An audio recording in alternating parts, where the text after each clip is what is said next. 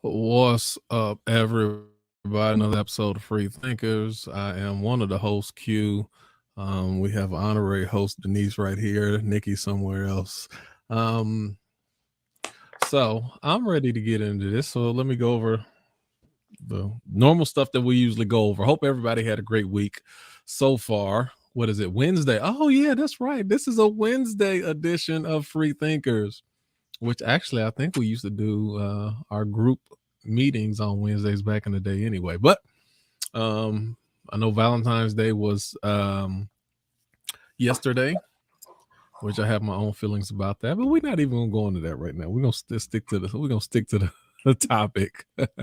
So keep in mind, everyone, for those who enjoy this. I know Denise want to talk about it so bad, but no. No, Nikki's just That's how girls talk to each other. That's how girls talk to each other. I can't not acknowledge that. Oh, okay. I see. Oh, where's she coming from? Now Where's she going is the question. Shit, okay. the hell where she coming? The hell where she coming from? Where's she going? Shit. Oh, okay. I got it. So, Wow. guys, keep in mind.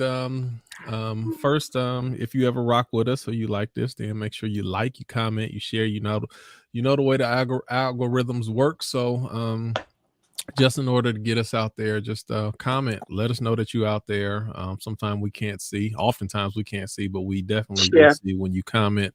Just let us know, hey, what's up? We also like to see your opinions, your thoughts on these things as well. This is, and you can also follow us on YouTube as well. If you haven't clicked on the YouTube page, make sure you do that as well. Comment on the YouTube page as well. Comment on the YouTube page. That's the algorithm. Yes, all of that. Back to the algorithm. And then also keep in mind that ironic, that's our fucking topic tonight. Write us. If you want the link, then go to our Facebook page, and the link is listed. Pinned at the top. It's at the very top. It's the top post. You cannot miss it. Pin it at the top. So it's right there. So, and with that in mind, make sure that you are in a fairly quiet room. Make sure you have something that you can listen to. As far as earphones, also keep in mind this is adult language and adult content. So, listen and participate at your own risk, and whoever you want to have around. That's we just want you to be aware of that. We do have strong opinions. We also we just pray that you or our goal or our wish or our expectation is that you say what's on your mind. Speak freely. We respect everyone's thoughts, but we also expect you to say what you feel.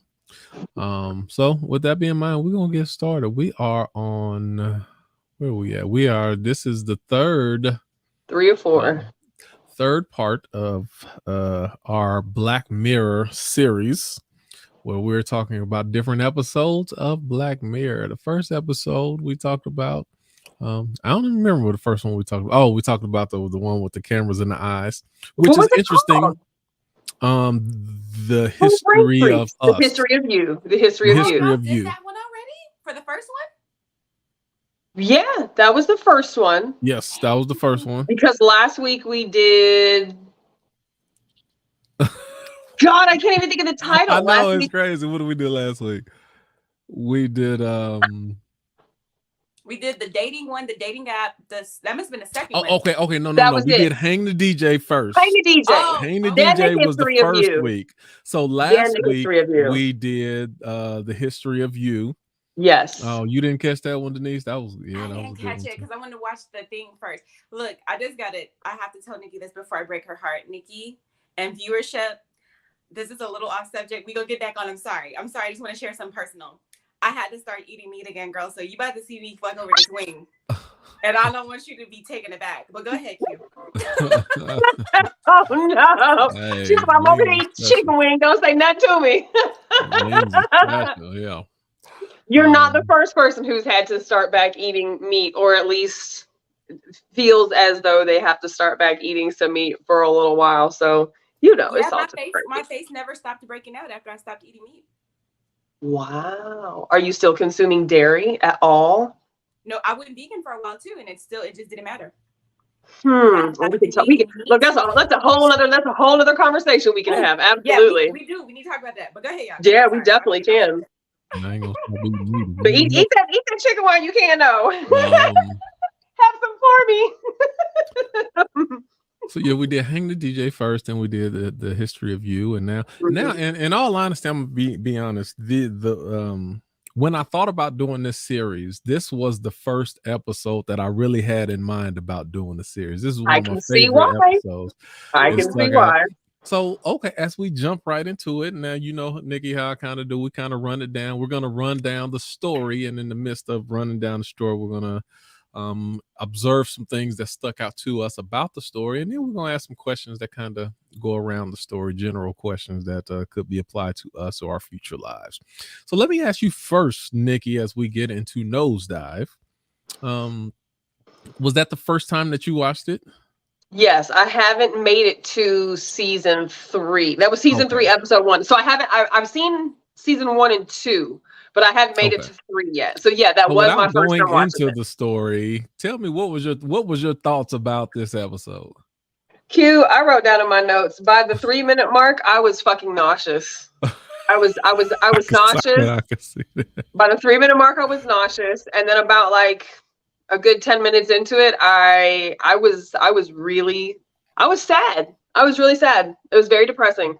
And it just progressively continued. I literally think it kind of fucked my spirit up right now, because I know that in reality, this is where we are. This is what we live. This is what we do. This is our social system. This is what social media is. And I really, I have this really weird vibe in me right now, and I think that this episode fucked me up, because this is real world. As much as they try to make it look like a television show, this is literally what we do. This is what we're living right now. Facts. Okay, so did it just hit too realistic for you to just evaluate if you enjoyed it or didn't, or you just said it really made you nauseous, like you kind of? I mean, I enjoyed it for the sake of the writing element, and I enjoyed it for, I guess, the concept of it, but I didn't enjoy it because it basically wrote life today. And in seeing it through that perspective, seeing it through her eyes versus what we live, what's normal to us on a day-to-day, how we interact with people, how we have relationships with people, and just accepting that as norm. But then seeing it on the screen and seeing it in the way in which it was portrayed, I'm curious to know what your perception is, because you have a different relationship with social media and, just being plugged into people like that than I do. Is your perspective similar? Is it sad to you? How did you feel seeing it? Because I'm bothered by it.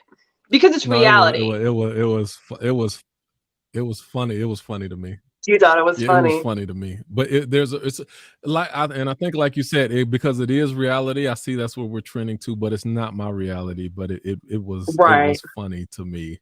But even though it's not your personal reality, it was realistic. So, but even though it's not your reality, I guess the bigger picture, it still is the reality in which we live, with the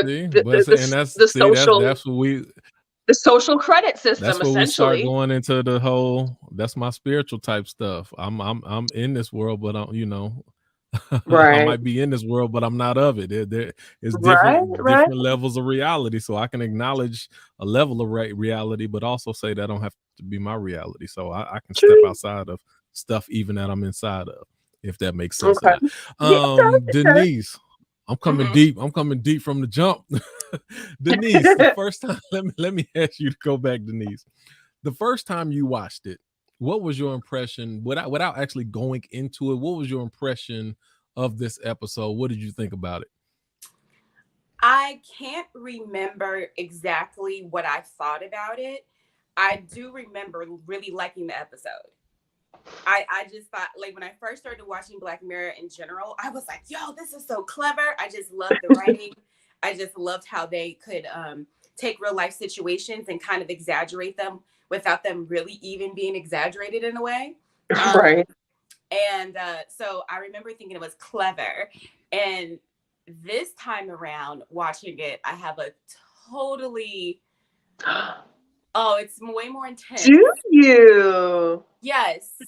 Okay. Did it hit home with you a little bit more now since the last 1000%. time, especially? Oh, yes. Because I have to. Because I mean, that would have came out 5-6 years ago, and now this, as we Is go it further, that old? Mm-hmm. Yes, at least 5 years old. It's pretty. Remember, we were felt talking about this so back relevant. when we were at the.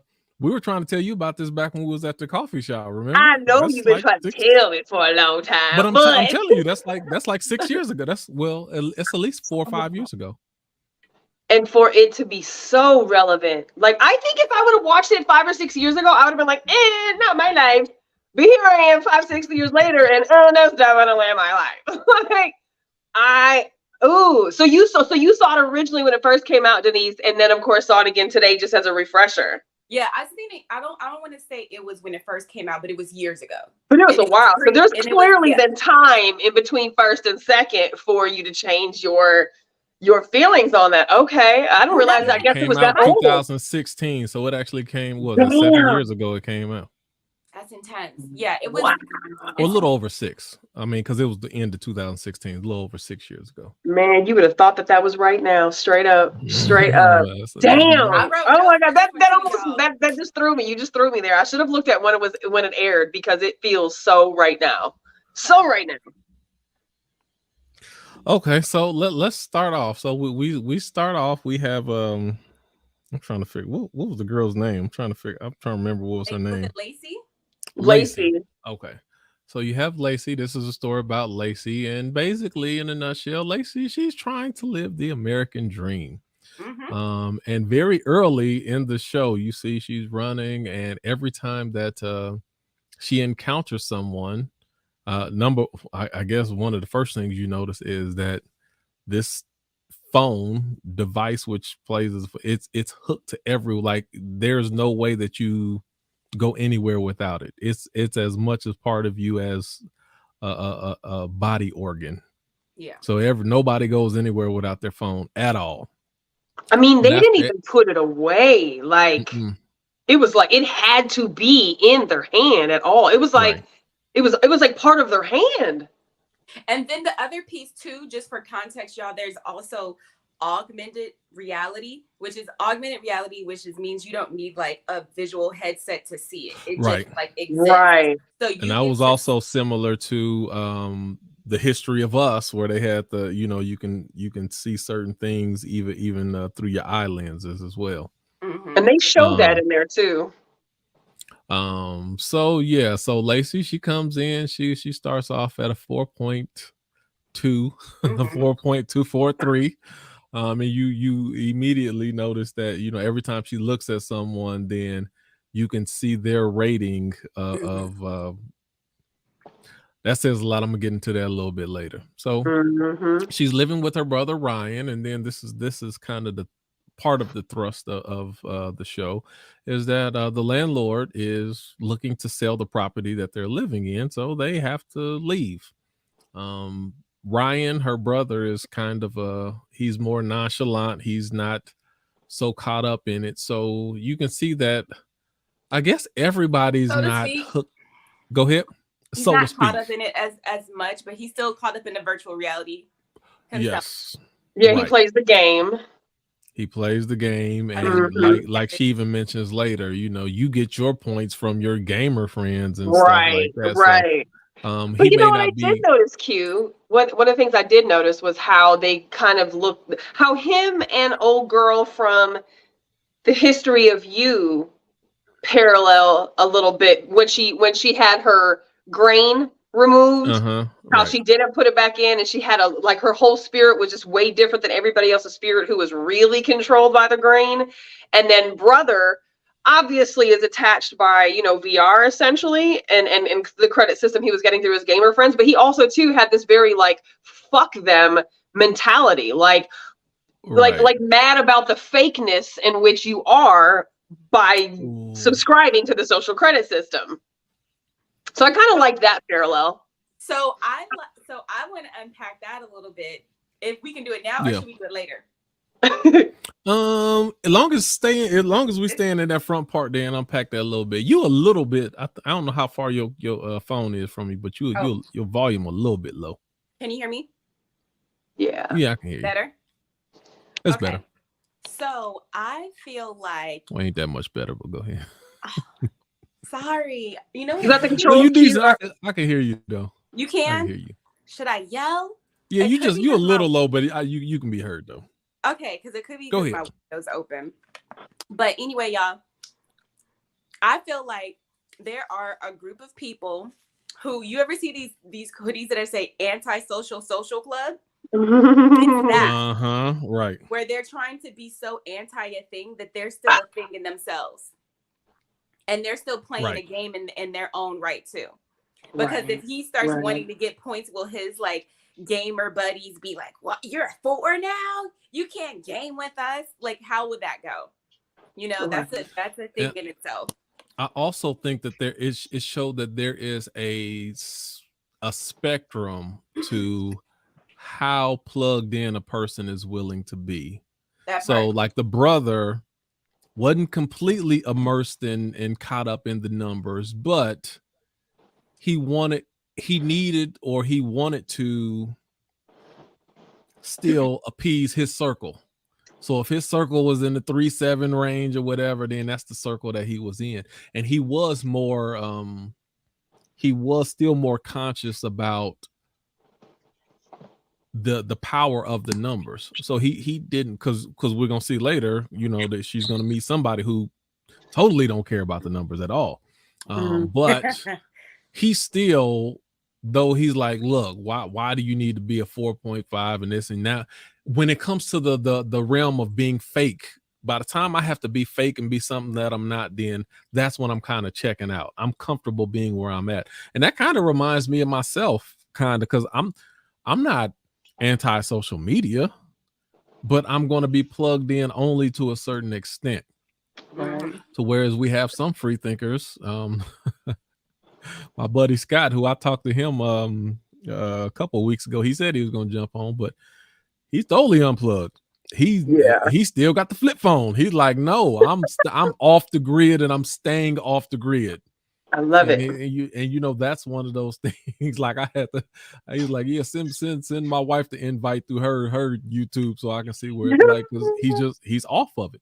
So anyway, it just showed that there's different spectrums to how much a person is willing to be connected. So I thought that was interesting. So he's already found somebody to jump onto, and one of his buddies leaving. He got somewhere to go once their house gets bought. She's still looking to move up. She's trying to move up. So she's trying to get into this nice place.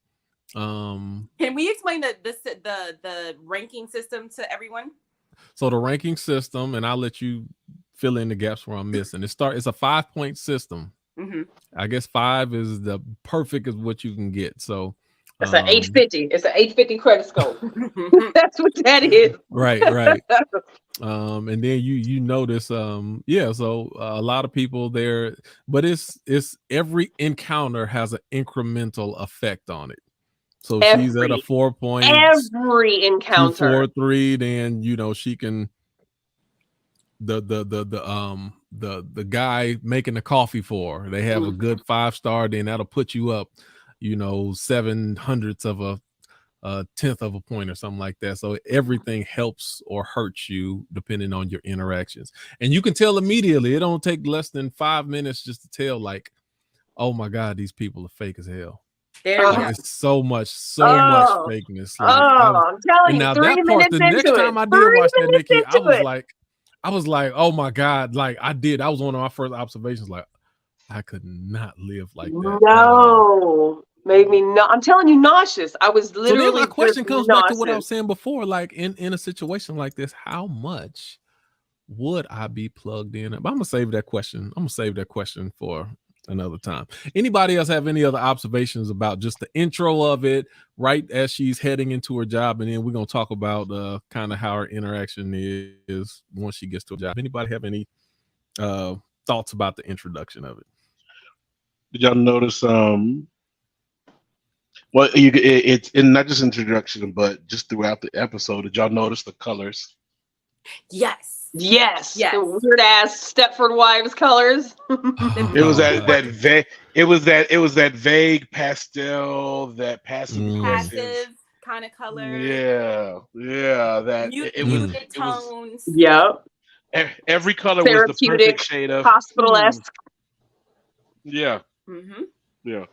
Well, did you even notice, and I don't even know what the relevance, and there may have been none other than just kind of showing what was kind of dystopian, right? Was the neighborhood when she was stretching, like there was a fucking overpass that like I did see that. literally went on top of the houses on these really nice cookie cutter neighborhood. I was like, weird, but you know, I don't think it really served much purpose, but just little things that you noticed in there. Yeah, I noticed it. And maybe I was because I did notice that too. I was like, maybe it's showing that like there's levels to it. Like, so even the place that she was trying to get into, she was looking for something more upscale. Right. Like, she was in the this hood. is decent, but yeah, I'm right under She was in the hood. I'm right under a highway, so this is still not ideal. This is not an ideal place. Yeah, good call. Good one on that. I noticed that the people who were trying to be liked were definitely the people who wore those specific colors. Oh. When they went to ratings, they wore those tones. They probably test well, and they're not offensive, and it's not too bright. Right. Non-threatening colors. You blend in. You're not individual at all. It's not. It's it's groupthink mentality. That one.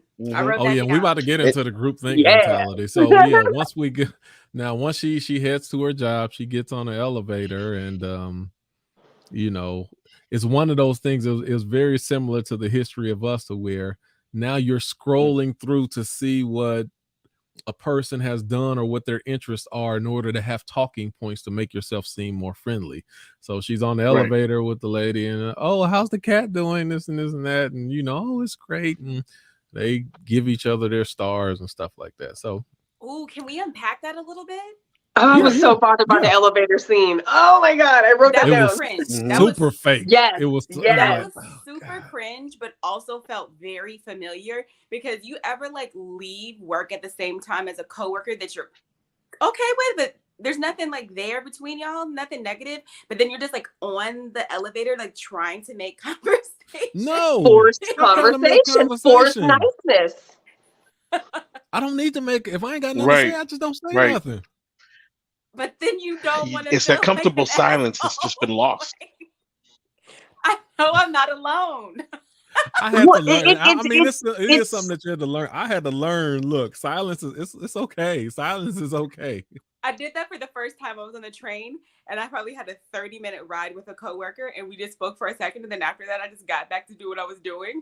But I was like, this might seem rude, but I don't have anything to talk about, and I'm going to do what I want to do on the train. Well, but Denise, like how automatic are we so often, where we just feel like we have to cater to or engage in conversation with, or is this person going to take it personally if I choose to not talk to them? Like, it's not even remotely the same thing, but like, ever gone into a massage and you're like, am I going to talk to the massage therapist during this massage, or am I going to fucking be quiet? You know what I'm saying? Like, them getting on the elevator, and again, I get it, because they're trying to get their point system up, but it's just like, how fake can you possibly be? Like, generating fake ass conversation, generating fake ass emotion just to get a reaction out of you so that you'll give me what I want, when I really don't give a fuck about you or this conversation or anything that you have to say. Like, the elevator scene just made me so bothered. What up, Mo?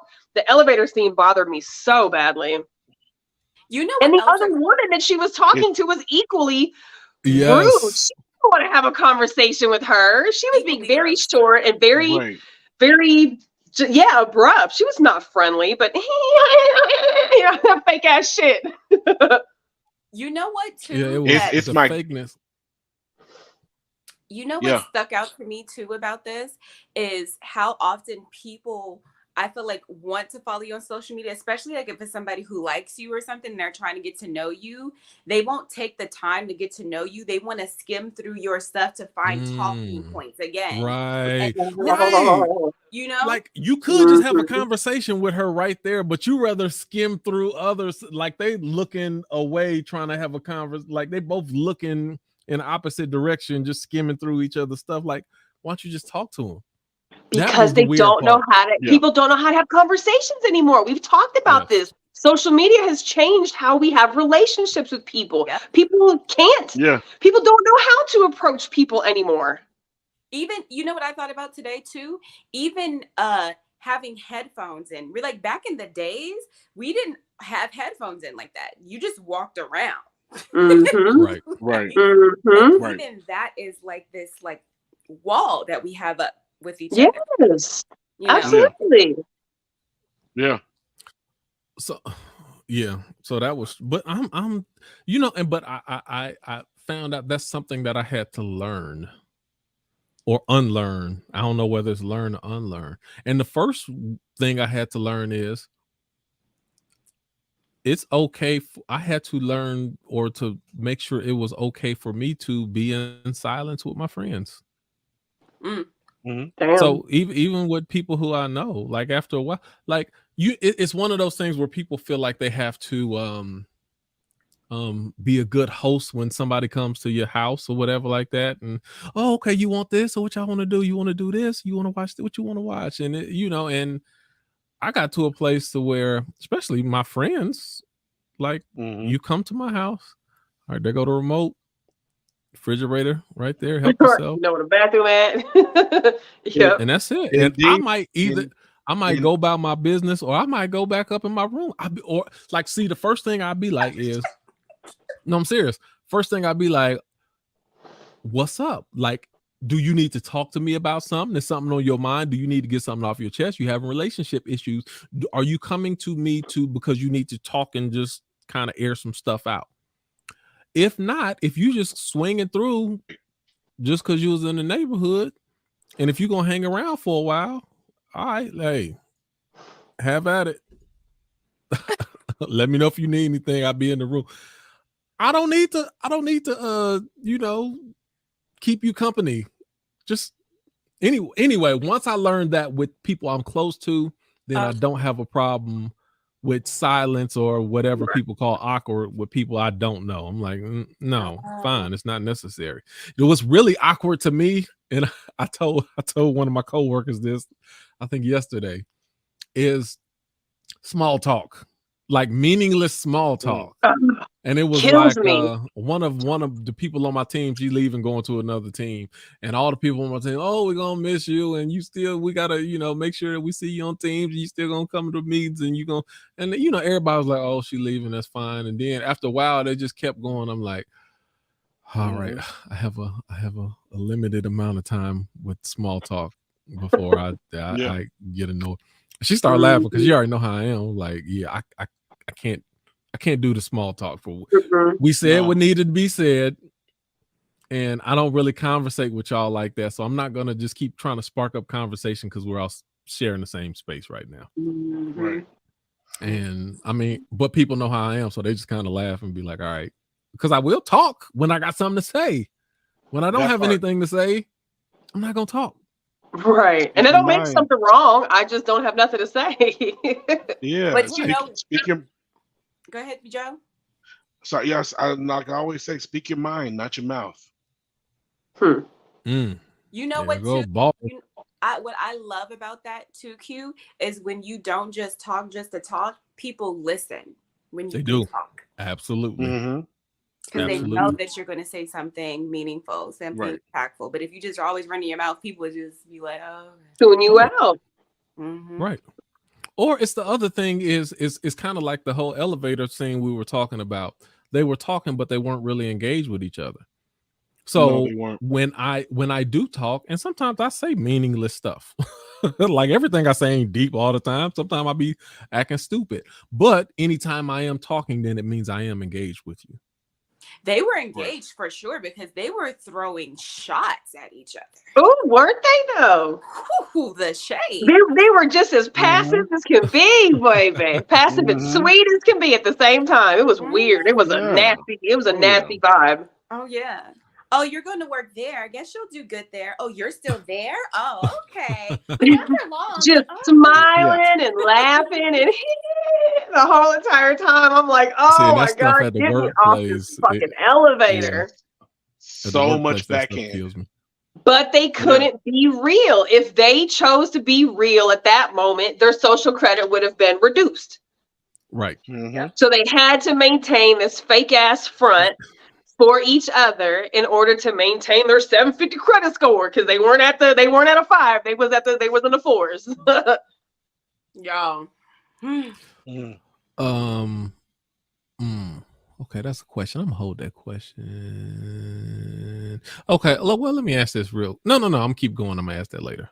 So okay, so she starts working, and Chester comes up to her, has this whole bunch of smoothies, and like, hey, will you take my smoothie? And he looking nervous in the face and whatever. And she goes ahead and takes a smoothie from Chester. It was like, oh no, hold on. First of all, let me back up a little bit right before I get back to Chester. So everything is, and this is one of the things that's crazy, because even when she had her little latte and the guy gave her the free cookie because he wanted to get a better rating or whatever, she bites the cookie perfectly and then sets it down and then takes a picture. And I'm like, oh my God, this is really what goes on now. She spit it out. She didn't even like the cookie. She spit like the latte either. She tasted the latte. Exactly. She spit the cookie out, didn't like the fucking latte, but wrote heaven in her post.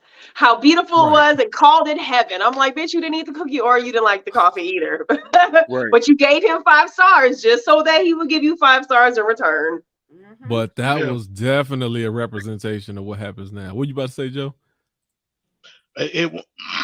My thing is, like, the show, what I love about the series period is how damn Orwellian it is. You know what I'm saying? Everything about it. Don't even get me started. I really want to be here when y'all get to if y'all haven't already talked about the episode with the bees, but that's neither here nor there. But you know what I'm talking about right there. Yeah, cancel culture, cancel culture. That's what that is. But it's like, now that you think about art imitating life, and you look at how many of us, whether it's TikTok, Instagram, Facebook, hell, even MySpace back in the day, look how much so many of us were trying to get tapped into that algorithm. You know what I'm saying? I remember the first time one of my friends got mad at me. Took you out they top took me on my top 8. Hey, but you ain't come by and show no love on my page. And I'm like, that's because I forgot MySpace, the top. That's because they started. That's because whether or not I'm on my phone or whether or not I'm on my phone or my work laptop, I don't want to go to your page and get a whole bunch of music with SpongeBob glitter guns and a bunch of gifts I don't feel like dealing with, and a whole bunch of tracks. I don't want to be. I really liked MySpace. I was at Dell. I'm on my computer, like, checking MySpace real quick. You know what I'm saying? Next thing you know, I'm on the homie's page. Next thing you know is, if you don't give a damn, we don't give a fuck. Well, that's all. I did like MySpace. I did like the personal pages, the personal layouts with MySpace. You knew how to do code too. And if you knew somebody who knew how to really do code, you'd find somebody with that one slick page where none of the menu was there. They wanted you to look, but they didn't want you to interact. Right. You'd have to scroll. You'd have to completely skim over the whole page with your mouse to find all their stuff, or even message them. You know what I'm saying? There wasn't no search feature on that app. Right. I'm like, is this a page? Is this your little art installation? What we doing? The one social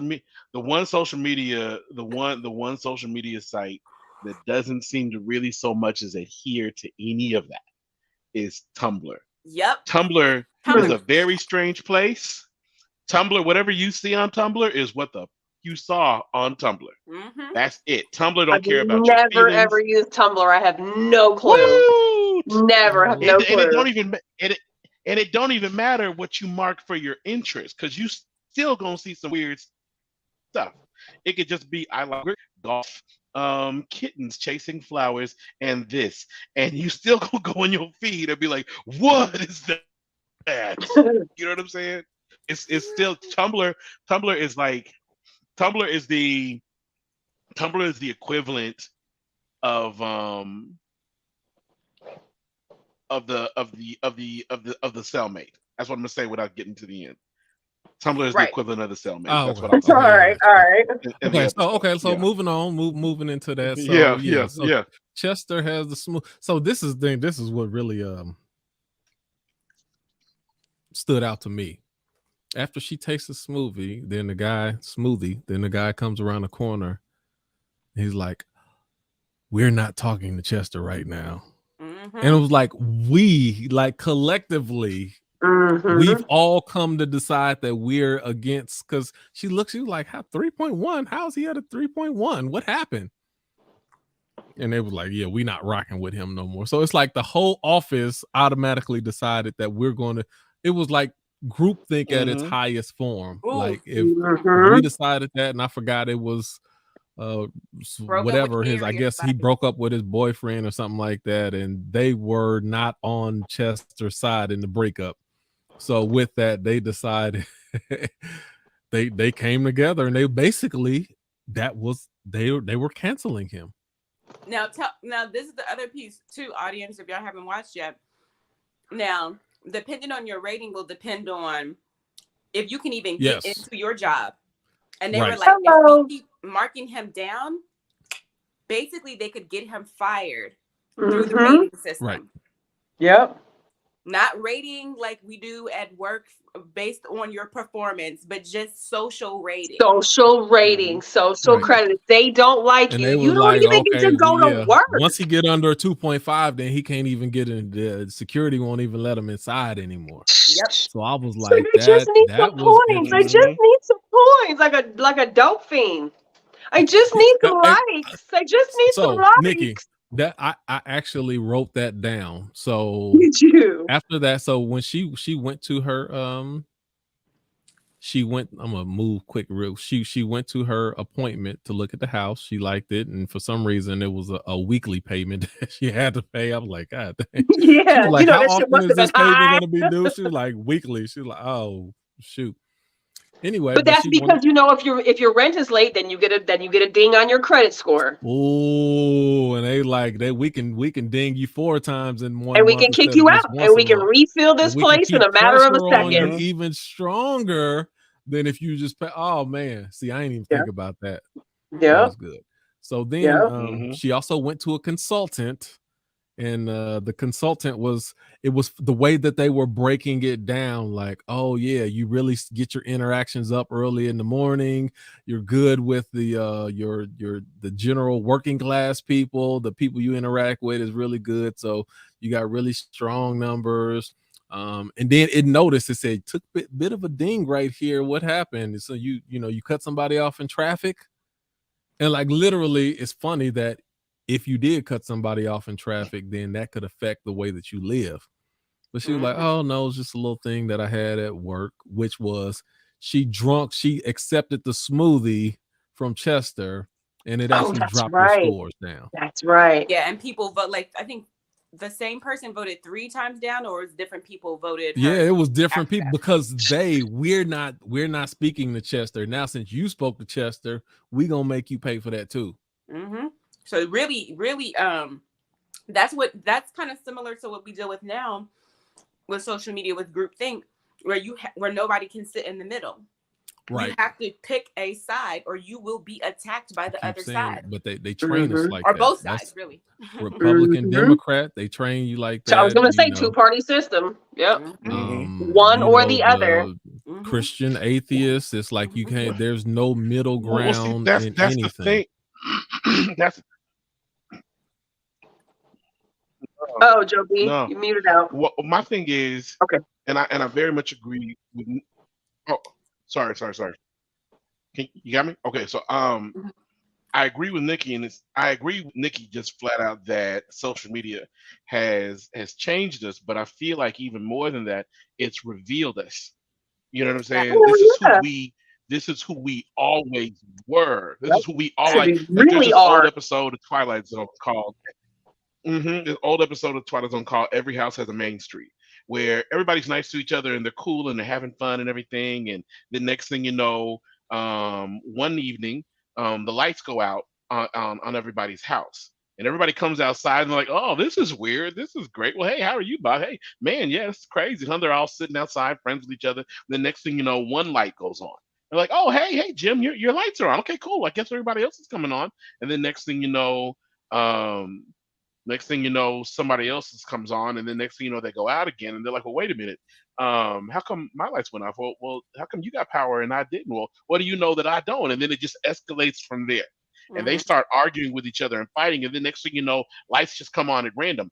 People's houses start lighting up at random, and they start rioting on the street, and the camera pans back to a hill a couple of miles away with some aliens pointing a beam at the street, and they're shaking Mm, their heads like, "So it's like this everywhere?" Yep, mm. everywhere. So we won't even have to pull in our whole invasion force. No, not at all. All we do is just point this, and they'll just tear each other up. So you say, so seriously, it's like this everywhere. He's like, "Yep, every town has a main street." Mm, Yikes. See, now mm. I That's disagree from the standpoint when you say that this is who we've always, or this is what we've always been, or this is our like. I don't even think I don't think that. I think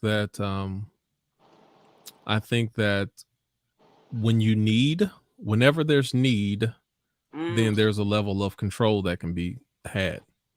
And you right. need to live. You need to you people need love. I don't care what you say. You need love, Right. and um people want to be accepted. Now whether it's now, but That now what happens is those things can get perverted. You were Mm. never designed Right. to be accepted by everyone or be accepted by the masses. This is not designed. You do need to right. be accepted by those that love you and your family and your circle. However you develop that circle, there is certain levels of acceptance that just about everybody needs. But Yeah. this whole celebrity mentality, and because even celebrities, that's a facade. Celebrities are not loved by everybody. It just appears that they are, because now, number one, they have everything they need. They don't want for anything. They can have everything that they desire, and it seems like everyone Yeah. looks up to them. And then people desire that, and from that, once you get that glare in your eye to say it would be so great to live like that, now you can be controlled.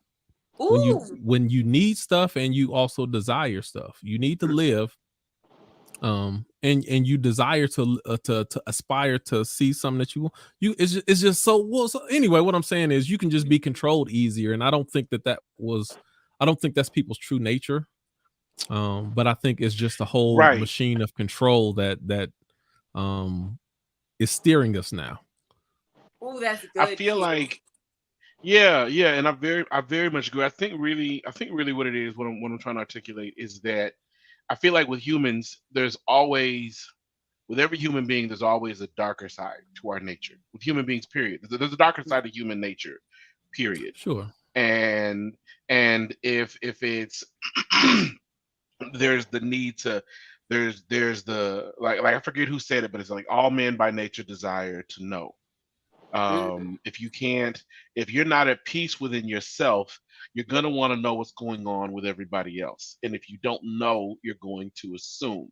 You know what I'm saying? Like how many times has a nosy neighbor Right. came over and asked you what's going on with you? And if they don't know, if you don't give them enough rhythm, even coworkers, if you don't give them enough rhythm, they're gonna make up and tell everybody else that you're weird. Sure. Everybody else who may be as genuine as you, not knowing any better, were just informed by that other person. Now, if somebody met you at your job queue and said, "Well, hey, what's up?" and you just gave them a few sentences, no real rhythm, no real dialogue, yeah, I give you my whole dossier. I just say what's up and on my way, eh, that person's going to tell everybody, well, he don't talk to nobody. He don't talk to nobody. If there's another Q type personality at that job, that Q type personality is going to go in one ear and out the other until they meet you.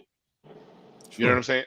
Now, if you're at peace, then you don't subscribe to your lesser natures, and you'll want to find out for yourself to know who that person is, and not just be so, well, I'm just going to sit here and whatever I know is what I know, and that's it. And whatever I don't know, I'm just going to go ahead and make up because I don't have it in me to delve deeper and make a real connection, or at least get some information to enrich myself, whether or not I form a connection with this person. You know, and I think that's where a lot of that with that social media with everybody, like when he gave her the cookie and the drink, she didn't even think that it was, she didn't even realize it was a play. You know what I'm saying? She was the only one that she was the only one that didn't know nobody was speaking to him. So when he was nervous like that, someone who's been around like we have would have been like, what you mean? What's wrong with the cookie? Why are you giving me the cookie? Who gonna give you a whole latte? What's wrong with the latte?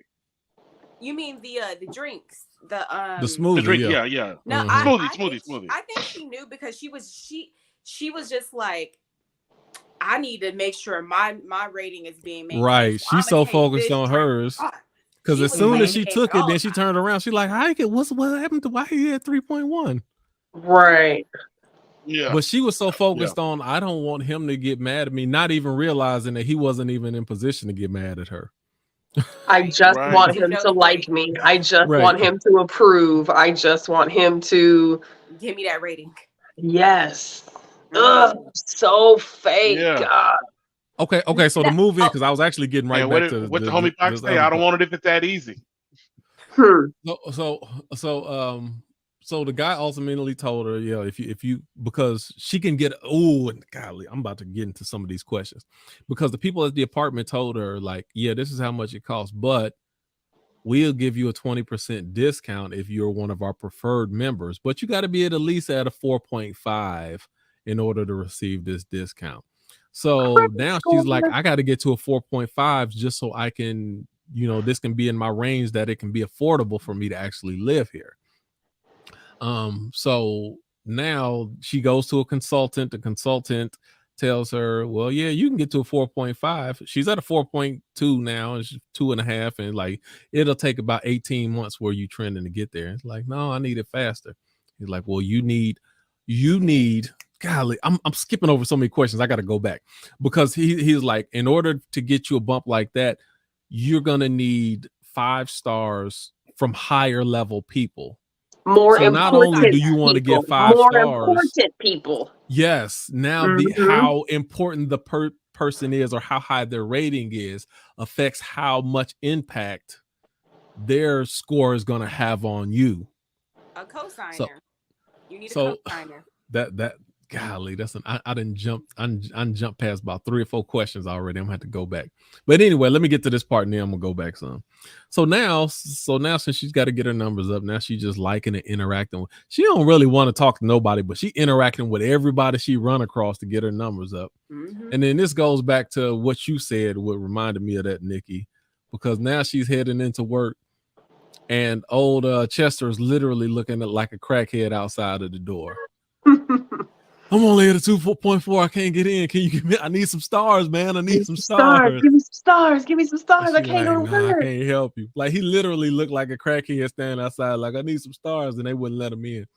So I was like, fast? And this may be one of the questions on your list, but like how? So that exact situation right there, where I think his name was Chaz or whatever, but he's standing outside the door. He can't get into work because his personal credit score has been dropped.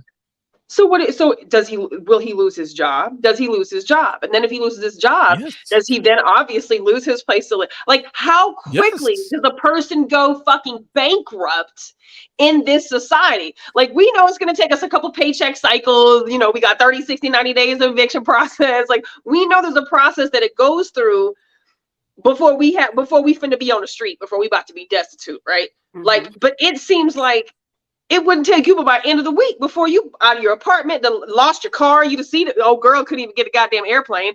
You lose your car. Like, I would love to have seen like a longer episode of this, of those that have sunk to the 1 and 2 credit rating. And I mean, I guess maybe that was what the end of the video was, but they only showed 2 people.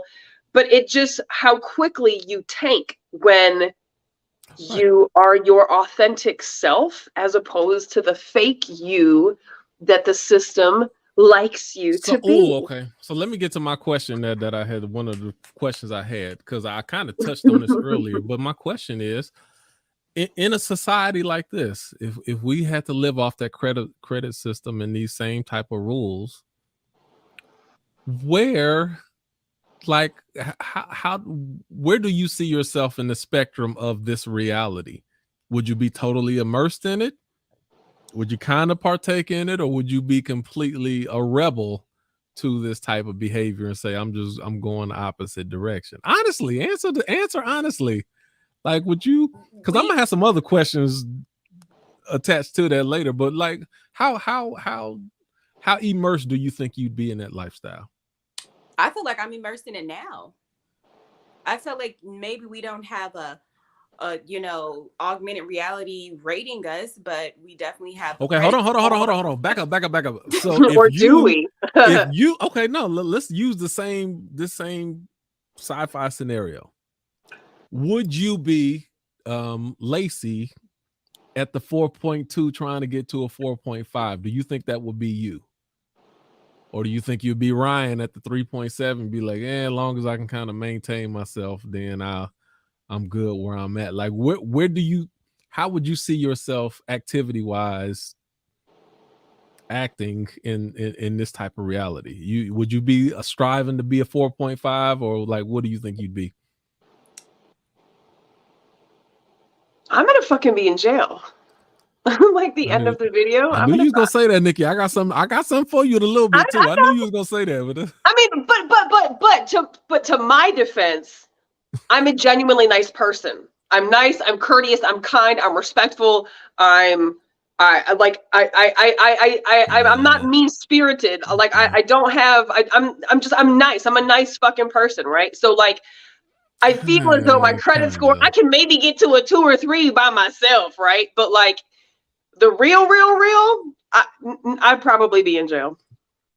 Yeah, because I'm not gonna fake this shit on the elevator, and I'm not gonna not drink the drink because we don't like Chaz today. Have strong like opinions. I'm very opinionated. I don't sway with what most people you do. Like in the history of you, I'm gonna be, or Hang the DJ, or whichever one it was. I'm gonna be on the other side of the wall. I'm not gonna be in foo make believe land. Like, no, I'm gonna be in a tent. You talking like that already? You gonna be in the twos already? Just by, and I'm okay with that. Shit, I'm okay with that.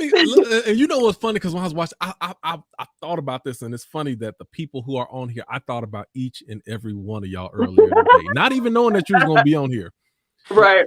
Okay, so let me tell you this really quick. I'm always thinking about different shows and different type of little things that I could do on Free Thinkers. This is like stuff be going through my mind all the time. So one of the things, even when I was thinking about this, I was thinking about I should come up with a Free Thinkers award, like an annual award that I give out.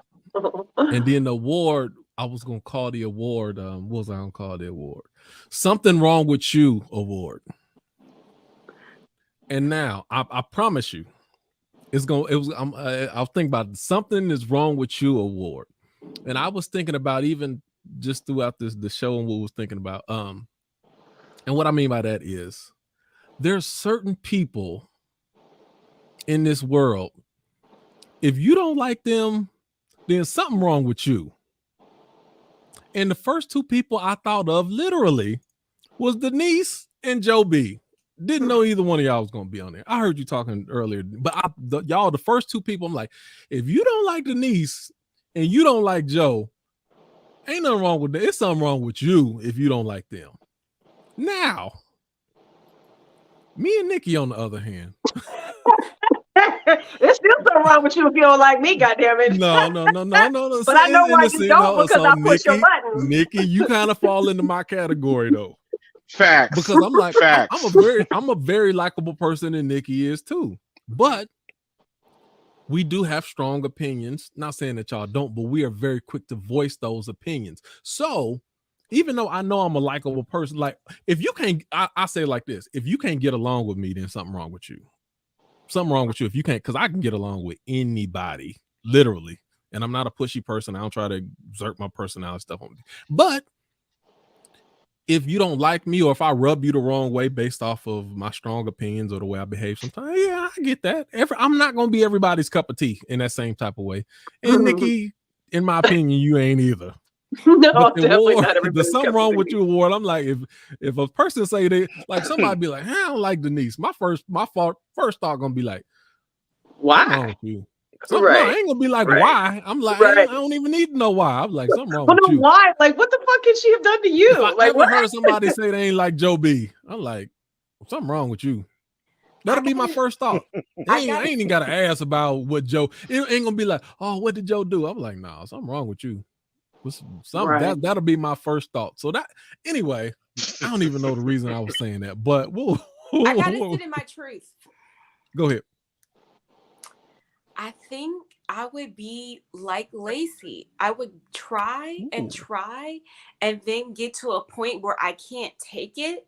And then I would go to my more truer self, because that is how I am in real life. I'll try to keep it cool. I'm gonna keep it chill. I'm gonna be the peacemaker. I'm gonna be chill. And then I just get set off. And I've been trying to work on that, because this year I said that one of my 3 words that I was going to pick this year is love, peace, and expression. And I felt like I didn't express a lot, because I was like, I don't want to rub people the wrong way. And I would like hold back on how I felt about certain things. And then I started expressing myself, and man, it's been great. But I was trained to be like that, because when I was younger, I was so blunt. And I didn't have a filter at all. I wasn't mean. I was blunt. And I would always hear, it's not what you're saying, it's how you saying it. And then I was just like, what? It's the truth. Like, I couldn't understand what the problem was. And so I think that a lot of people are trained to not fully express themselves, because everybody has a problem with the truth. So even if it's not that what you're saying is wrong, they will pick apart how you're saying it, just so they don't have to address what you actually said.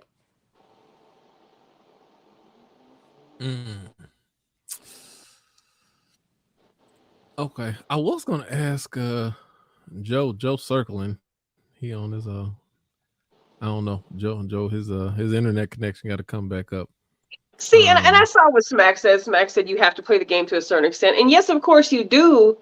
But I just cannot foresee me today being Lacey on that elevator. I can't see me today. I can't see it. Like, but that doesn't mean that you have to be mean. I don't. The me who I am today doesn't care about those things. And that stuff it's not important to me. So I'm okay being poor. I'm okay not having anything fancy. Like, this is my life now. I'm okay being a social outcast. I'm okay being a misfit. I'm okay not being popular. I'm okay not being the prettiest thing in the room. Like, I'm okay with all of these things, because this is who I am today. So if that was the world I had to live into, with the same me that I am today, in the same fucking world I have to live into today, I would be okay with that. I don't need. Okay, we gonna get into that, because it ain't a whole lot more story to tell. I'm about to dig into that in just a second, Denise. I would prefer my circle to be people like me. I don't want my circle to be fake people, and that's why I don't have a lot of friends now, because I don't fuck with fake people. So in that I'm case, okay you with could never I'm be okay with you being couldn't be a isolated like that. 4.5 or you had to be. So now this is one thing, because Smack said they don't like Smack. This funny thing is, I think the funny thing about Smack, I think Smack would probably be in a higher rating, not because people really like him, but he reminds me of one of those people who they're gonna rank you high and give you 5 stars, because they're gonna need you, or feel like they need you, or they want to get, if they feel like they can get something from you, or you have something to offer them that they don't have for themselves. Circle. He's the outer circle. He's the outer circle, but self-sufficient. And in those type of cases, people are like, well, I still don't want to be on his bad side because he got some stuff that he got some stuff that he's somebody that you would want in your corner, or you'd want to be an ally, or they feel like this person could be a stepping stone to get to my next level. So he just reminds me, just a thought, he'd be one of those people who is not the highest, but a higher rating, but it ain't really because, number one, he trying that hard, and it ain't because everybody like him, but it's just like he got value, and I want to be attached to people who got value. It's like Lacey. It's like Lacey and the girl whose wedding she went to. She didn't fucking like her. She needed her shit. She was using her. She needed it. And everybody could tell at this point, most of those people that were there, they were jerks and kind of self-absorbed.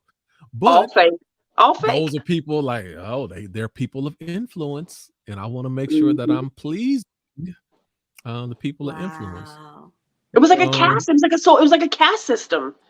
For sure. Yeah. It was an absolute caste system. The faker you were, the better your credit score was. And the better your credit score is, the better you have in life.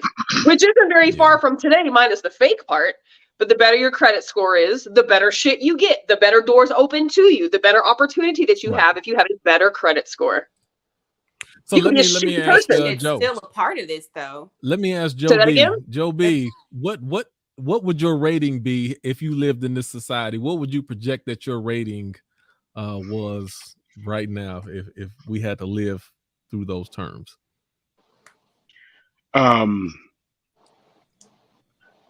It would almost be as high as Smack's at first, and then it would eventually go down.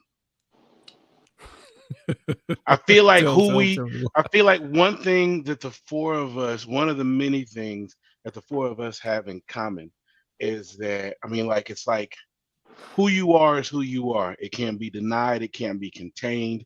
It can't go unnoticed. No matter where you are going to stick out. If I was to move to a small town somewhere and want to keep to myself, I'm just going to be me. I know that eventually what's going to happen, because of who I am, conceit aside, somebody's going to notice me. Somebody's going to catch my energy. They're going to want to be around it. It's how I'm made. It's how I'm cut. I can't help it.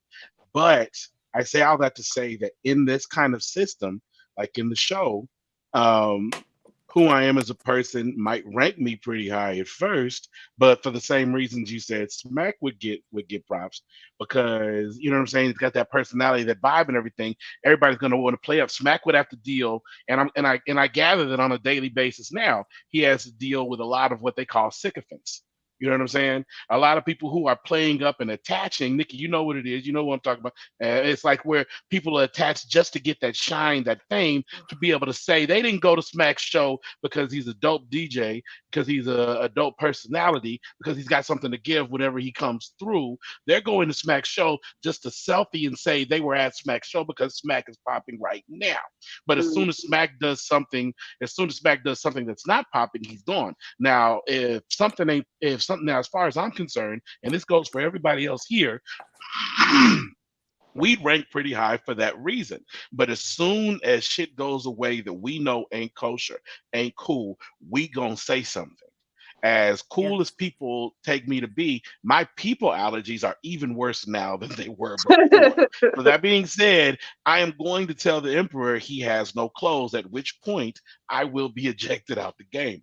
My points will eventually go down. You know what I'm saying? Because I'm not going to stop being who I am for the sake of public opinion. I don't even go a whole lot of places now. But when I go to places, people are like, hey, Joe B, hey, Bill, like, hey, how are you? I didn't do anything, but how's your day going, man? You know, that's cool. And I don't really, if I get out there, it's a reason I'm out there. Same as you, same as Nikki, same as this really dope singer we got over here on the chat and everything like that. When she come through, when Imani come through, it's a miracle. It's popping every time. But none of us are doing it for the attention. Right. None of us are doing it because we want people to notice. We're doing it because we were given something and we got it to give, because you don't got nothing if you can't give. Now, when I'm done giving, I'm gonna go home. When my social anxiety battery is done or whatever, I'm finna go home. If I don't feel like talking, I'm not gonna talk. If I don't want a selfie with you, I'm not gonna talk or whatever. You know what I'm saying? If I want to hang out if I want to hang out with Imani, it's because she's my friend. It's not because Right. she's a dope singer. You know what I'm Right. saying? I'm not going to hesitate to shout to the rooftops that you need to get on game if you don't know about her. But if I hang with her because that's my people, you know what I'm saying? That's it. I'm not going to run around with anybody just cuz. And I've seen people like that who have wanted to just be around like they own a point system. So I say all that to say that I do good at first, but there'd be a delineation. My shit would go south, and I would eventually wind up in a small town with all the time in the world and far less fucks to give, next door to the homie Nikki. You know what I'm saying? Yep. And we would be cold chilling in our little village, kicking it with Man. everybody out there. You know what I'm saying? You know, With the you made me trucker just think of Jovi. You made me just think of people who attach themselves to you because they Mhm. want the access that you have. Yikes. Like I Yep. didn't Right. know I didn't know what this was until a good couple years ago, right? Like because you know Mhm. I'm not green and I'm not stupid by any means, but for me, who I fuck with is authentic and it is original. Like I don't fuck with people because of who they are, and a lot of people that I've met who have notoriety today, I didn't know Mhm. who they were when I met them. You know, and so over the last 5-6 years, I've encountered men and women who somebody wants to be friendly to me, I'm cool with that. Now today I'm a little bit more standoffish, I'm a lot more guarded with me, and I didn't used to be guarded with me. I was very open, like be friends with everybody, because why is it a bad thing to be friendly, right? Like every friendly person Mhm. needs a friendly person. And over the course of the years, I've learned that there's a lot of fucking people out there who will try to be friends with you just because they know the people that you know, and they want access to who Exactly you that. have, and they want to be in the Exactly. same rooms that you're in. And I had to sit back and I had to look at a few people, men and women, and be like, you're not my friend. You really don't fucking like me. You just want to be close to who I'm close to. So you figure if you can get in good with me, then by default, you get a pass to be close to who I'm close to. And that was a shocker for me. And that just, Yeah. I don't know, I know a lot of people in the entertainment world, but I'm not in the entertainment world. So I've never been this special person, right? Just a regular ass person, a regular fan, a regular supporter. But to see people look at that and take advantage of that, or try to take advantage of that, no, I'm good over there in tent world. I'm real good over Yeah. there in tent world. Me and you One in a little one community. one thing about me, and this goes to Q's point, is that like you said, if you don't like me, something's wrong with you. And I to the point to where I irritate people's demons. You Mm-hmm. can hang around me if you want to, Mm-hmm. but if you got Mm-hmm. something going on with you, it's gonna come out. I'm gonna rub it the wrong way. It's gonna come out because you're gonna try to vibe like I vibe. You're gonna try to match my vibe. But the thing about me is I'm genuine. Yep, it ain't gonna match up. Whether or not I'm the stone in the soup or boring as fuck that day, I am genuine. And if Yep. you are not genuine, whatever reason you have for being around me, whatever is wrong with you, whatever your play is, it's going to show up. If I don't see it, somebody else is gonna see it just because you next to me. Be like, a boy is doing blah blah blah. But like, really, I didn't even catch that because I was busy being me, Trying to be not nice. giving it. Yeah. Yep. That's That's exactly it. how it went. The first time one of my homegirls pulled me to the side and was like, Nick, she don't really fuck with you. She really don't. She just want some access to the people that you know. And I was like, no way, it Hmm. couldn't possibly be, because I would do somebody like that. But that's when I Yeah. had to learn not to expect me from everybody else. Right.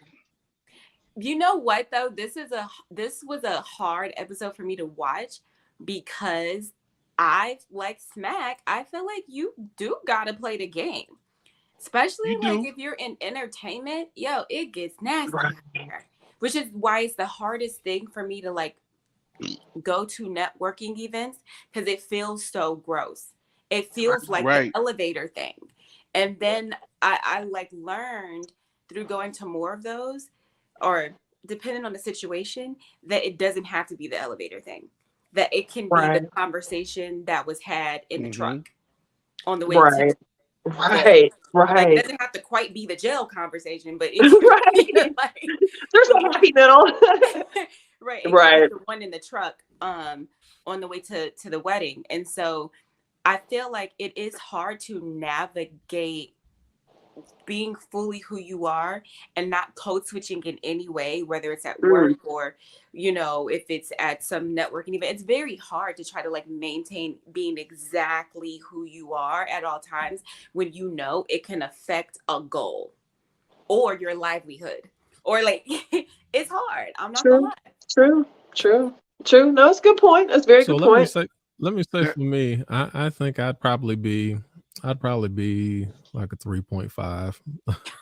Like so one of the things, and it was Not even a interesting 4. What? no, not at all. No. See, so and the reason, because even ATX Dad said, I like what he said. He said the rating system is based on the opinion / judgment of others, and that's never controllable unless you're the type to tap dance for the stars. But I ain't validated by validation of others. And see, that speaks to why I would only be a 3.5. Is because in order for me to be higher or on that level, I'd have to care about the opinion or judgments of other people. And I do not care about, and I'm not saying this just because people say it.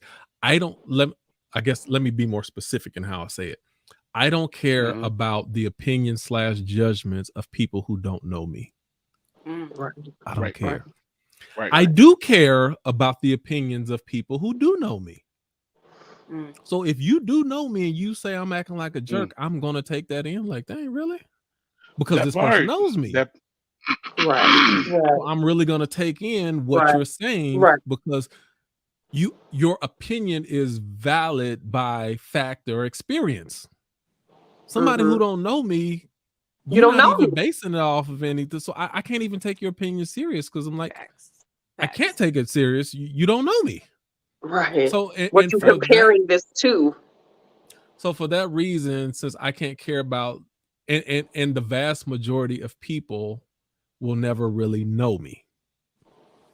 You can know certain parts, certain faith, and that's I would say that, and even Joe saw it on a lesser level. But even like when me and Blue would travel, we would do shows. When we travel, we actually did a lot bigger shows than the ones we did locally. But I wasn't really interested in being on stage. My interest was once we finished the show, talking to somebody one-on-one. I could do that I'd be on the side of the stage talking to people for an hour in the parking lot. Other parking lot conversations that you're talking about. Yes. That was, what was that? I still remember. Perfect example. You were quiet all day one day during service, and everybody let out. We was in the parking lot just chilling and everything, and I had asked you about the book of Enoch, and without even having a reaction to it, you had automatically, it's good science fiction. You didn't do what most other people would do and be like, oh, it's horrible, don't read those demon words, that's horrible, blah blah blah. You'd be like, what? It's good science fiction. It's blah, blah, blah, blah, blah, blah, blah, blah, blah. Everything you said was objective, straight to the point, no filler. And I swear it was the most I had heard you say that day. Right. And that was it. Right. But to some people, they would think I didn't speak or I didn't ever. And it just depends on what you're talking about. So, right. Okay. So that's I just in my opinion, I think I'd be a 3.5, and I don't think. It's just one of those things. I would be what I was supposed to be when it comes to and I think if freethinkers is a prime example. There's a lot of stuff people tell us to do, or we should do this, or there's things that we could do to try to fluff up numbers and get. No, we're not really interested. Nope. We're interested in getting this out because we know it's beneficial to people, but we're trying. It's not for the sake of numbers. It's for the sake of saying, yo, this is something that really could be helpful to you. If this is, if you're looking for real conversations, real connections, then we'd love for you to be a part of this community, and we love to get that message out to as many people as possible.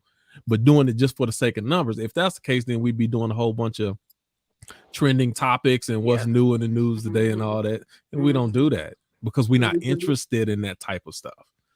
Yeah. So I mean, it just anyway. So let me get to this. I'm gonna ask a question. Did you and without going into the whole show, but just think back on it. Did you find yourself judging people or their situation based upon their rating? So remember, whenever she looked at somebody, it was an immediate rating that was next to their face. Did you, Right. and I'm just asking, maybe not, did you find yourself judging anybody just like soon as you saw 3.1? Like, hey, what's wrong with them? Like, was that your first thought? Like, what's wrong with them? Or, oh, they must got money. Like, even we get to this in a little bit. Even when she ran into the black woman on her way walking to the cab, the black woman had like a 4.86. I'm like, oh, hey, what'd she do? She a judge or something? Like it was like your mind automatically. How'd It you was get so much that? prejudice involved because you knew nothing about a person, but the number rating had you automatically put a status, put them in a status category. I don't know. That was just a question. Did you find yourself judging anybody immediately based on their rating? Yeah, when No. the black lady had the I high just- number, for sure. Because I was like, because I'm thinking in terms of like, if we took this and put this in real life, Right. like if any black person has any sort of any status of Right. any I was sort, like, what she do? Yeah. you gotta have bread because they Right. treat us like shit. So it's no matter what system, rating system there is. And so Right. immediately I was like, oh yeah, she got money. And did you think about even just from the status standpoint to even you just bumped into a white woman, but you were appalled because you already know, like, I'm almost at a 4.9. Like, how dare you 4.2 run into me type of thing versus if the roles were reversed, would she still have taken that? If she was the 4.2 and the white girl, Lacey was a 4.9, would have been, oh, excuse me, I'm so sorry I didn't see you there type of thing. Like, it's one of those things to where your rating, does it dictate your nerve? Like, you think of yourself even higher in that situation. I don't know. I have a question. Go ahead. Assessment I made. It made me think about how, and I had to look at myself, and I had to call myself out on my own shit. But when I was thinking about it, I was like, she judged the lady who was actually willing to give her a ride because she was at a 1.8. And I was like, how many times do I feel like I'm in danger around someone who might be homeless versus someone who looks like they have money? Mm-hmm. And I'm like, damn, class determines if you feel danger or not. Like, that's kind of crazy. Physical appearance is irrelevant. There's a lot of pretty predators. There's a lot of rich rapists. There's a lot of wealthy, pedophiles. There's a lot of protective homeless people. There's a lot of phenomenal drug addicts. There's a lot of, so I didn't judge them. All I wanted to know was, damn, what'd you do? What did you do to get your credit rating to drop so low?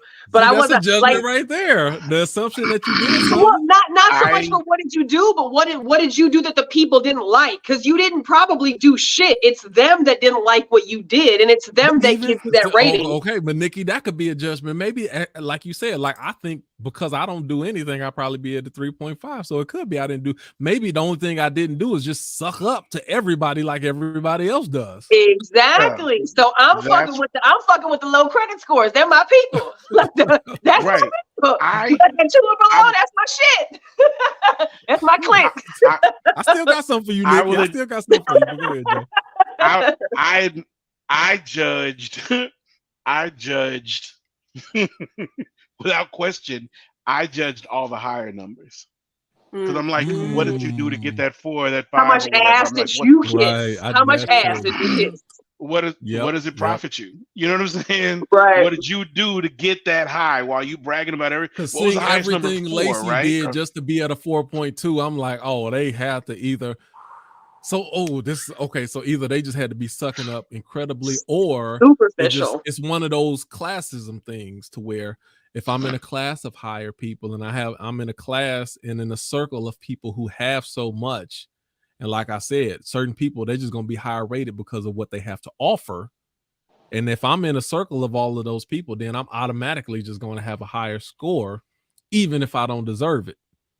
Or like her relationship with Lacey, which was, I'm going to surround myself with people who want to be me, or, you know, so that I can get a higher rating. Like, I felt like that was a interesting kind of relationship that I feel like a lot of people probably have, where they like that mean girl kind of attitude, where you want this person to want to, you know, just suck up to you and like eat your ass. Like, it's just, that's a real thing that happens. Let me ask this, because this is, I don't know if this is true or not, but this is what it looked like to me. So keep on trying, Smacky. You're gonna get a good reception one of these days. You trying. He must be Utah somewhere. He out somewhere. I know he was in the car, but I don't know where he's at. Have a bad signal. He out in the country somewhere. He out somewhere where ain't no reception. Well, you know, we got these UFOs and shit, so signals have been real bad lately. This is okay. So for me going into the story, she's trying to get up to a 4.5, and this is the thrust because she's trying to get into this house. Now the guy said, "Hey, you're gonna have to really get in a circle of some, you know, high-rated people, and that can give you a good boost. You know, you got to get in a better circle." So just so happens that her childhood friends getting married, and her friend actually asked her to be the maid of honor. And so this is the way I viewed this. Let me know if when she started saying that, you know, I just think of someone who I started this with, and we talked about it when we were kids, and I don't want anybody else on my side but you. And when I seen the girls, Lacey's eyes start to well up in tears, I was looking like, these are not tears of joy for the marriage. These is tears like I just hit the lottery, like I hit the jack, like she's been stalking her page though, Q. She had been looking at her and her dude's page that she was keeping tabs on their score. I got so that. she was trying to get close to her network. Was like, yes, I'm about to get into this new place. Yeah, she's using them too. But also her friend was also like, oh, this is going to test well. I got well, we didn't know that till later. That's why I ain't talk about that yet, because we ain't know about that part till later. But when she actually started tearing up, like it's supposed to be a tearful moment, it was just like, oh my God. All she just seen is bloom, bloom, bloom, bloom. That's all. How does this benefit me? What do I get out of this relationship? That's all she saw. Yep. So you notice she posted the little animal. It's like a selfie, right? She posted the little animal with she went on a fishing mission, hoping that girl would notice her little raggedy doll, and you know, there would start the introduction to a new conversation, and it worked. The nostalgia and the satisfaction that she got, like, and this is the thing that's so true to life. The amount of the truest satisfaction that she got was when she got those likes. Yep.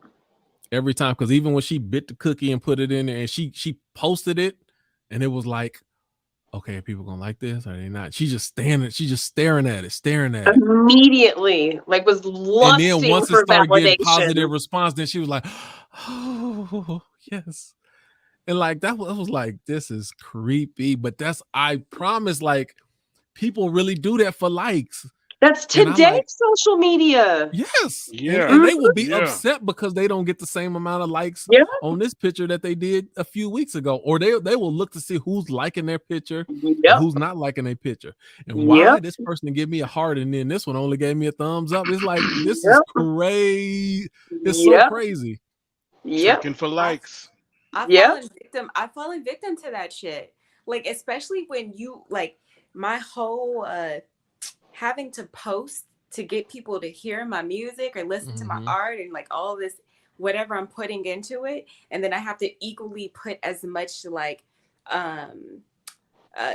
marketing into it. And then you're like, okay, well, why didn't this work? And then why did that work? Or like, why am I not in the algorithm with this? And I took a lot of time and thought about this post, and this one I didn't give a shit about. Be like, wow, this one doesn't even have anything to do with my music. Why the fuck do they care about that? Like, it's a mind fuck, which is why like I literally have to take time and just be like, I gotta get away from this shit. Cause I don't care about that, but I'm like, how else do I get my art out there. And then it starts to be, then I'm like, hold on, why the fuck am I doing this in the first place? And then it's like cue what you said, the long ass conversation you have with some random person in a parking lot. And it's like having to remind yourself that's why you do the thing. Right. But sometimes life Right. starts doing this to you and you get lost. Agree. Yeah. Yeah. Okay, so let's before we get into the nosedive portion of this. So a part of as she's getting ready to take this trip, her brother is like, I don't even know who you are anymore. What's going on? And they're having a little bit of friction Right. because part of him, you know, he giving her the business, but I think a part of him was like, I kind of want my sister back too. You're not even the same person anymore. Yeah. You're like Denise said, you're getting so immersed in this, then I'm losing you. So they have this whole issue, and then she give him a bad rating, and then on her way out the door, first of all, since she having this conversation with her brother, she got the taxi driver waiting too long, so he dings her for it. So then they have this bad thing. So she ding her brother ding her back. And then when she's walking to the cab, then she runs into the woman who makes her spill her drink, and then she dings her again. And then while she's in the taxi cab, calling up her friend, talking about, I'm on my way, the taxi driver is so turned off by her fakeness on being on the phone that, you know, she tries to give him a high rating, and he gives her a low rate. So she done got dinged like 5-6 times. And by the time she gets to the, you know, the going up to the airport, something happened with her flight where it got canceled. No other flights available. And then there is one more flight available, but it's only for our elite members. And you got to be over 4.2 in order to be on it in that list.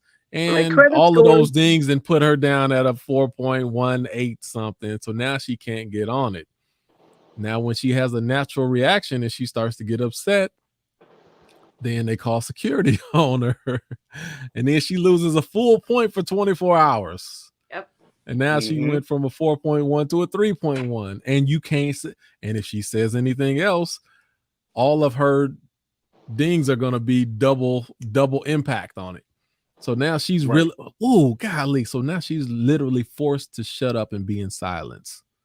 Because the consequences will be that much. It's like Facebook jail. Yes, like absolutely. Facebook jail. Shut up, or we're going to put you in jail. We're going to restrict your ability to communicate and interact with people. Now let me run this down real quick. Yeah. Now we're gonna touch on all of this in a sec. So she heads out the door. On the way out the door, then the attendant gonna hit her again with one like, hey. Oh, no. Not even before that. So while she's arguing with the attendant, the people waiting in line, they start dinging her and start hitting her with that. So then she gets dinged by like 5 people on the way out the door. Now she's trying to find a car rental place. Now, because she's down to like a 3 point something, now she doesn't even qualify for the good car. She qualifies for the raggedy car. Yeah. So then she take the raggedy car. Then it doesn't have all of the attachments needed to it. So now when she runs out of power, then she can't even re-up it. And now at this point, and this is what really jumped out to me, is how quickly you go from a higher status to a lower status, and immediately now she can't even get nobody to give her a plug because they looking like she a 2.9. I can't. Yeah. And then even once she out there hitchhiking, they're like, "Oh, help her!" No, she's a 2.8. We can't help her.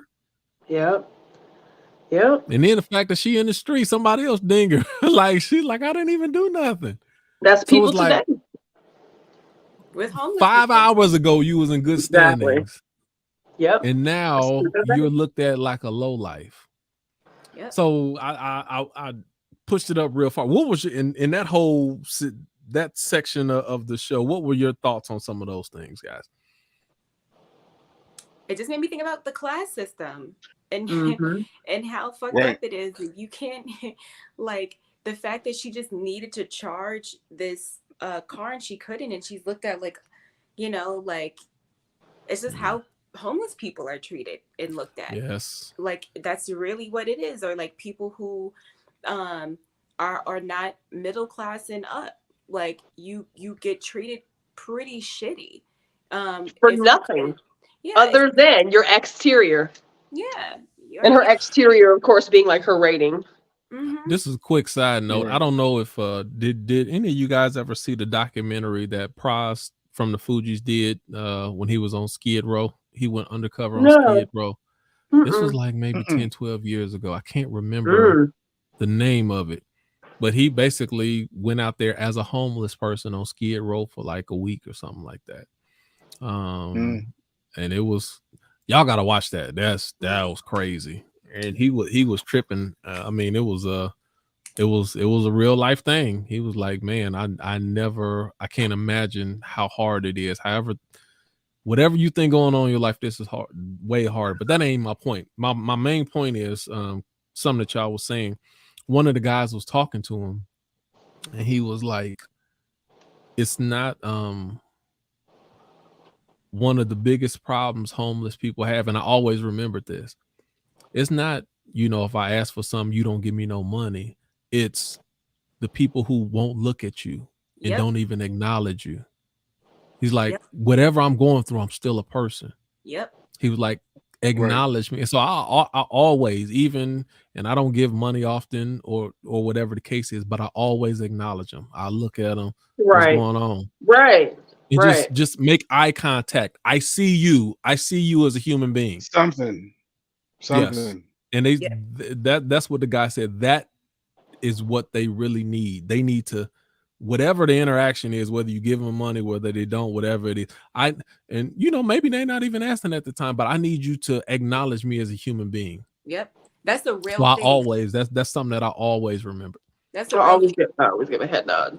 There was at my job one time we had this group come in and they did like interviews with homeless people, and there are people who actually work with or unhoused people. And one of the main things that they said is that like you said, Q, people would not look at them. Mm-hmm. People would act like they didn't exist. I remember I had a conversation one time with, I didn't even have a conversation. I was on the train and this homeless lady, she had like some alcohol in her hand and she was drinking it and she had all her stuff. And she just started telling me her story about how like her boyfriend died and she was the actress and she had this whole thing going on, basically like her origin story of how she got to this point. And I just looked at her and just acknowledged what she was saying. And like before I got off the train, she just told me, thank you. She didn't ask me for money. It was nothing like that. Right. It was just the fact that somebody like paid attention. And I was like, it's kind of heartbreaking, but it's a real thing.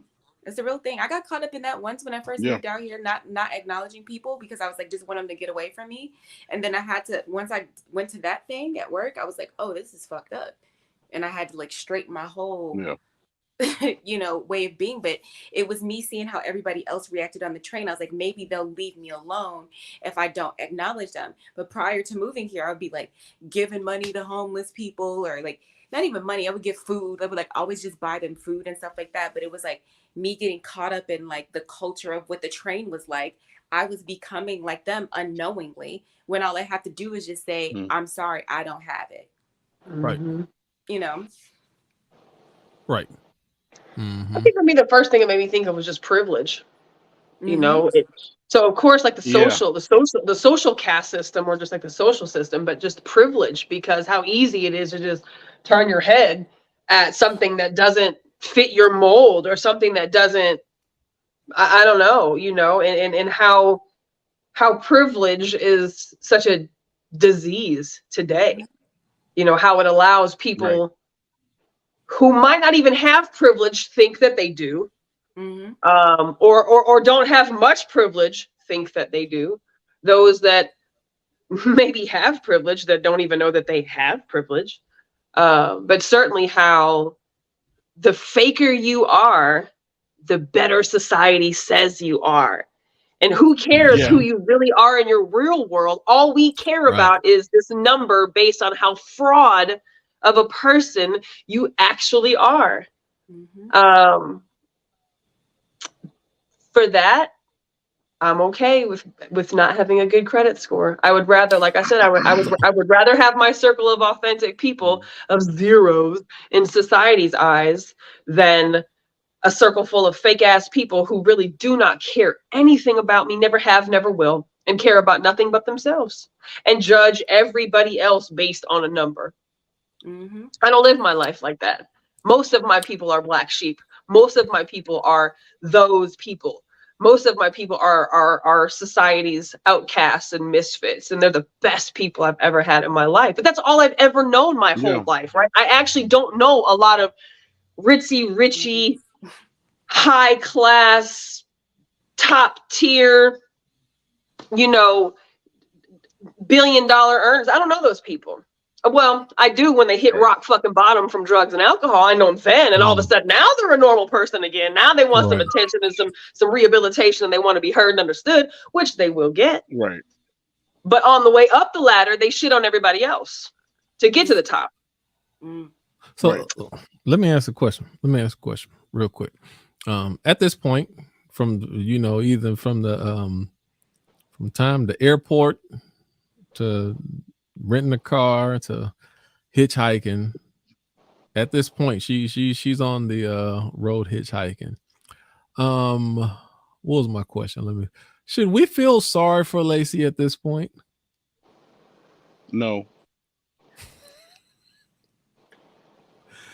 Joe says no. Denise, Nikki. I think the human in me does, only because I see what she was trying to do. But she's a part of the problem. But she's a part of the problem. She's not a part of the solution. So on one hand, I feel for her, but I also feel like everybody else. You got to bump your knees and get drugged through some glass before you realize that you are part of the problem. I didn't feel bad for her. I was kind of like feeling excited for her.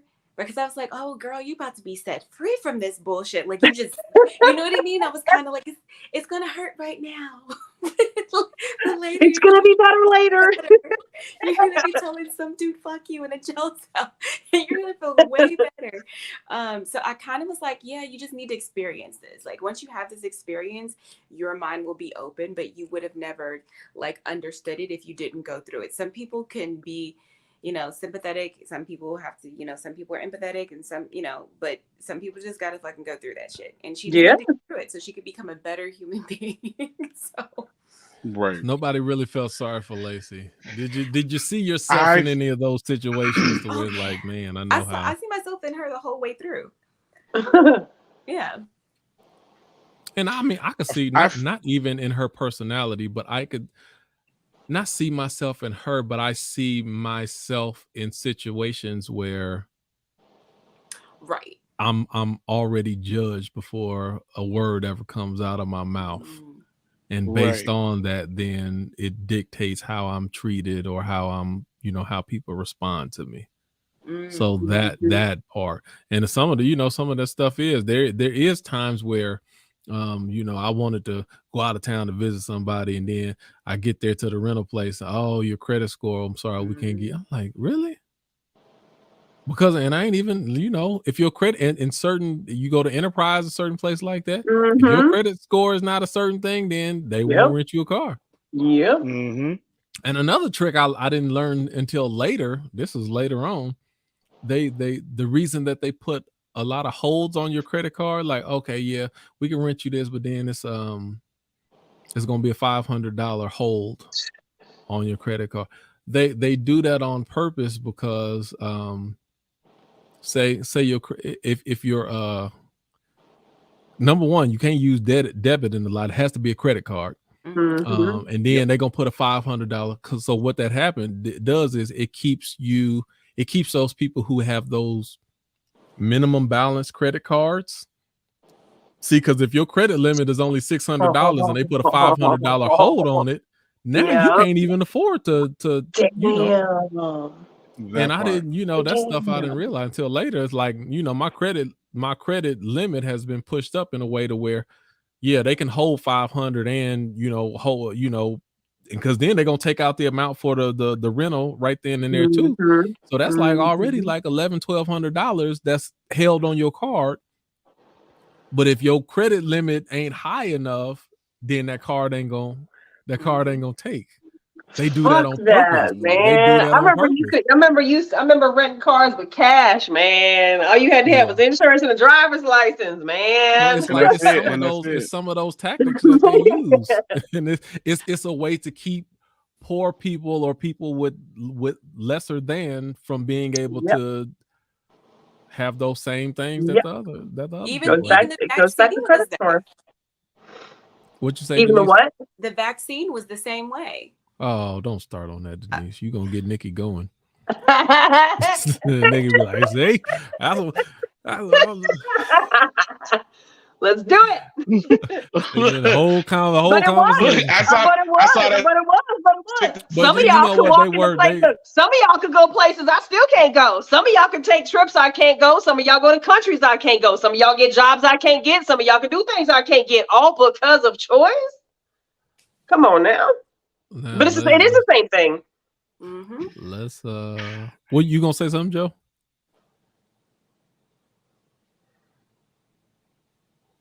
I feel like my whole there it issue is. with her, and I'll use Imani as an example. And side note, I just realized the reason I keep stumbling every damn time I'm about to say your name is because I keep fighting the urge to call you Denise. Call and I'm me like, Denise, please. she goes by Imani.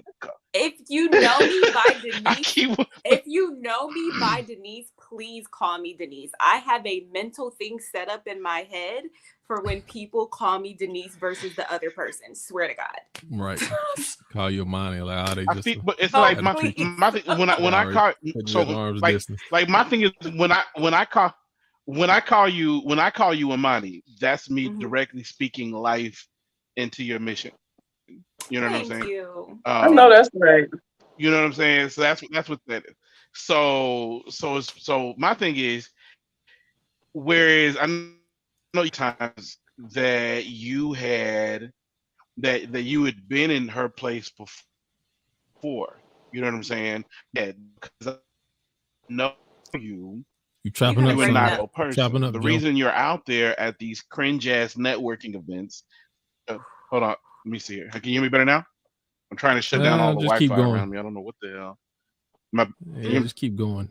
So the reason why you've been going all these cringy events, just 1-2 syllable words. Right. The reason you've been going to these places is because you're getting yourself out there as an artist. You're on a mission. Lacey is just trying to get her digits, her 5.0, whatever. Lacey doesn't do anything else but go to work and go home. And she could have just been content with that. And that's cool. But she's so content on keeping up with people who are no better than her. That is her whole mission. She is not a singer. She's not on a mission at all. You yourself are. She you know is. What I'm saying? Her mission just isn't art though. Her mission is like in a sense survival and avoiding, you know what I mean? Like mine just seems a little more noble, but I'm kind of doing this. I'm doing the same thing. And the American dream. Like just being like honest. it's obviously it will dictate the type of jobs and the type of promotions that she can get later on down the line. It's going to work for her or against her in the corporate world. She can even go to work. Even tighter example then the truck driving scene. When she was in that truck, and the driver is giving her life lessons on the cool and she's starting to catch it and everything, right? Let's say, for example, her friend that she's dying to go see wheels up in a Maybach right in front of the truck. Lacey, get in. I love you. Let's get to this wedding.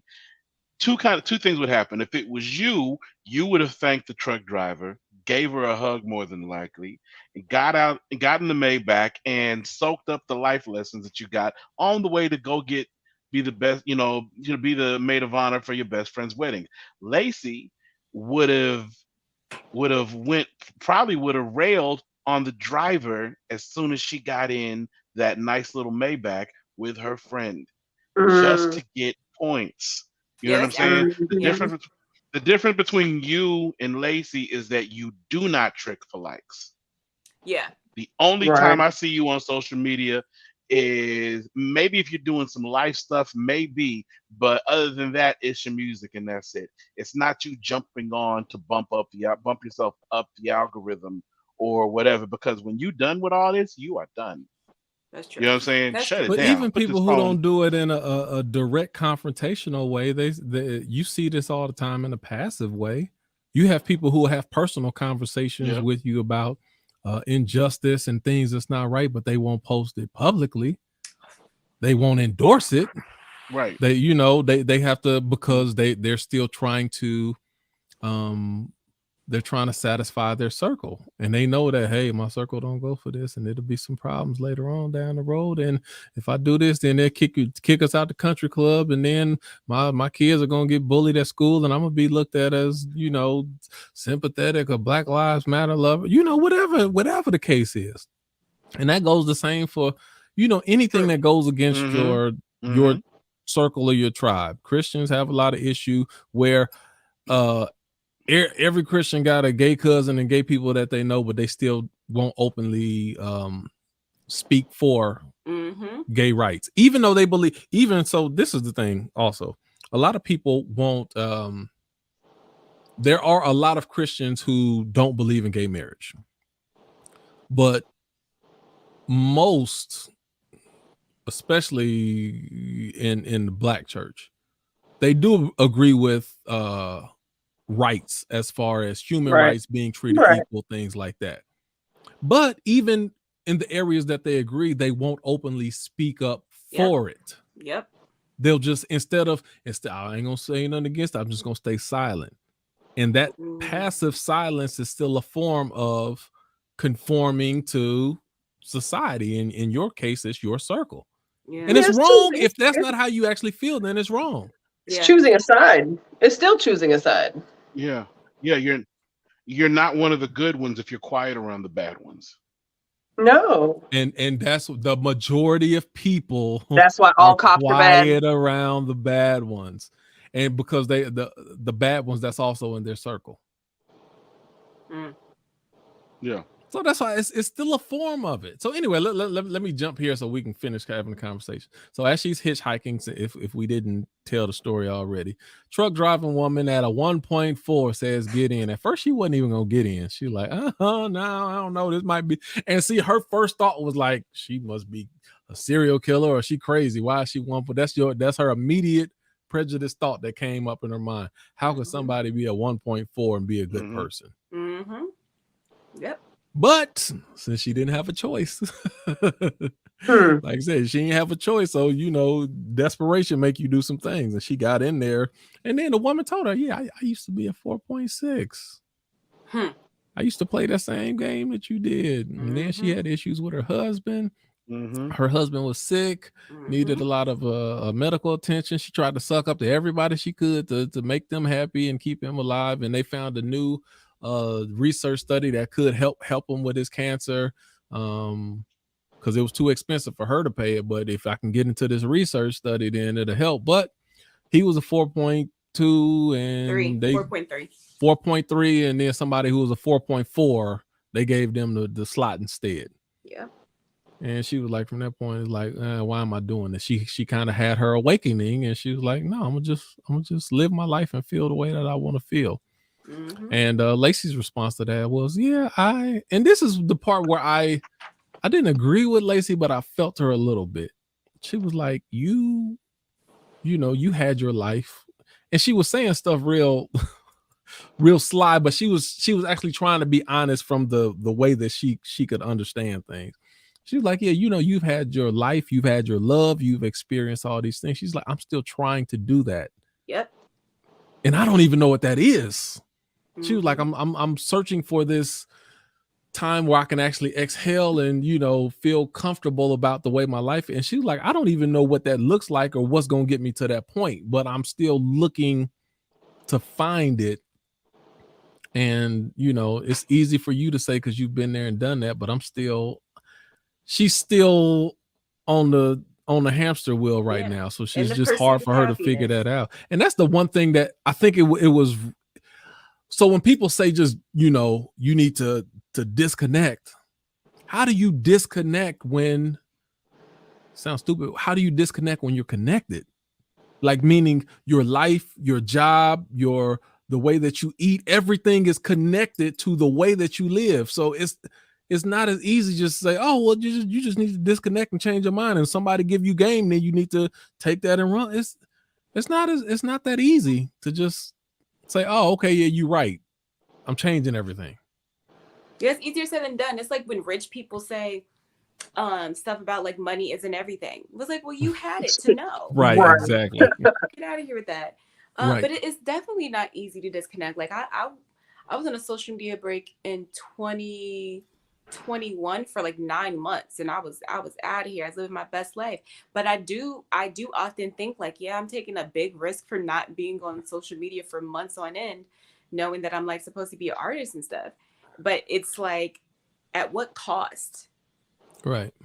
You know, and I think that's what the question has to be, is like, you're doing this at what cost? Yeah. Right. Okay. So I can cap this story off, and then I want to get into a couple questions that I had more so directly toward Nikki, but anybody. I'm trying to. We're gonna expand. We're gonna test parameters. People who be like, "Oh, no, I ain't doing that." All right, let's see. Let's think about it. So, long story short, she gets there. Okay. So by the time she's almost there, then her friend was just like, "No, don't come. Like, I don't know what's going on, but you like at a 2 something right now, and I can't have you around us when you only a 2 something. That ain't gonna work." And then that's when she kind of broke it down. She was like, you know, the algorithm and everything said it'd be a good look for somebody who's lower than me to, you know, but that was when you were 4.2. I can't have anybody lower than a 4 being around this crowd. It's not gonna work. Then that's gonna look bad on me. So she was like, don't come. And then old girl flipping out like, oh no, I'm coming. Forget that. So she lost it. So she gets there, she sneaks in by a couple different ways, catching different buses, and she can hit the nosedive. She can hit the bottom. She rock bottomed it. Yep. There you go. Yep. And the funny thing is, this is another thing which we're gonna talk about in a second. Yeah. Even the little island that she was going on, you couldn't step foot on the island unless you was a 3.8. We're gonna talk about that in a second. So she had to go around, sneak in a different way. She ended up getting into the wedding. She gave her speech the way that she's looking a hot mess. And she stole the mic, gave her speech, and everybody looking at her like she's crazy. And then, you know, something that was really interesting is she said one little thing like, you know, I forgot what she said. Fuck the world or something like. I can't remember what she said. And a couple people laughed. And she tried to grab hold to it so hard, like, see, hey, see, yeah, see, it's okay. Let's, you know. So she was still trying so hard to get on people's good side. And then when it, you know, ultimately she was just still out of it. It backfired, and she ended up grabbing a knife and pulling it on the girl. So this is the thing that I didn't wonder while I was finishing up the story. Somebody tripped her and they end up getting her up out of there. That was funny. But she was giving her speech, and there was a part of it that she admired her, but you slept with my ex-boyfriend, and you slept with Greg, and you kept me around just because it made you feel better about yourself and all these things. But then she was like, but I love you. And I was like, was it just conflict? Like, did she have a moment of clarity? Was she just confused? Did she really mean what she was saying when she said, I love you? Or like, was she having a bad moment, or did she totally lose it? Like, did she totally go crazy? I think in her heart of hearts, she seeks validation, period. And this girl always treated her like shit. But she always wanted her validation. She always wanted to be one of the cool kids. She always wanted to be approved by, oh girl. So even in that, I love you, It's like being in an abusive relationship. That's not Yeah. love. That is Yeah. not love at all. That's not what that looks like. But whatever I can do for you to love me, No. whatever Right. I can do for you to accept me, whatever I can do for you to validate me, then that's gonna make me feel validated. That's gonna make me a whole person. There's no way she could have loved that girl. There's no way. You know, and the brother pointed out, 3 or 4 different things that she did with them growing up that made her a shitty Right. human. Mhm. And yet here she is still trying to somehow be validated by this piece of shit lady who is irrelevant. But because her social status is what it is, and I'm trying to get to that, I'll kiss ass, I'll lie, I'll do or say whatever I have to do or say to get approval, to get a like, to get, my points racked back up. My thought was she at the point where she was just like not giving a fuck at that point, or It at the seemed like wedding? she was, but it I seemed felt like she sort didn't, but of. then she did at the same time as well. Because at It first it was seemed like weird. she didn't care, but She then was- as soon she as she was- got a she little was response from starting people, then getting- She was unraveling, I guess, maybe. Mhm. She's like, I seemed don't give a she fuck, having but a yes, I moment of do. clarity, but it wasn't all the way there. Like it was part of her that was getting clear, but still looking for validation at the same time too. Mhm. Yeah. Which I think And is a real thing, though.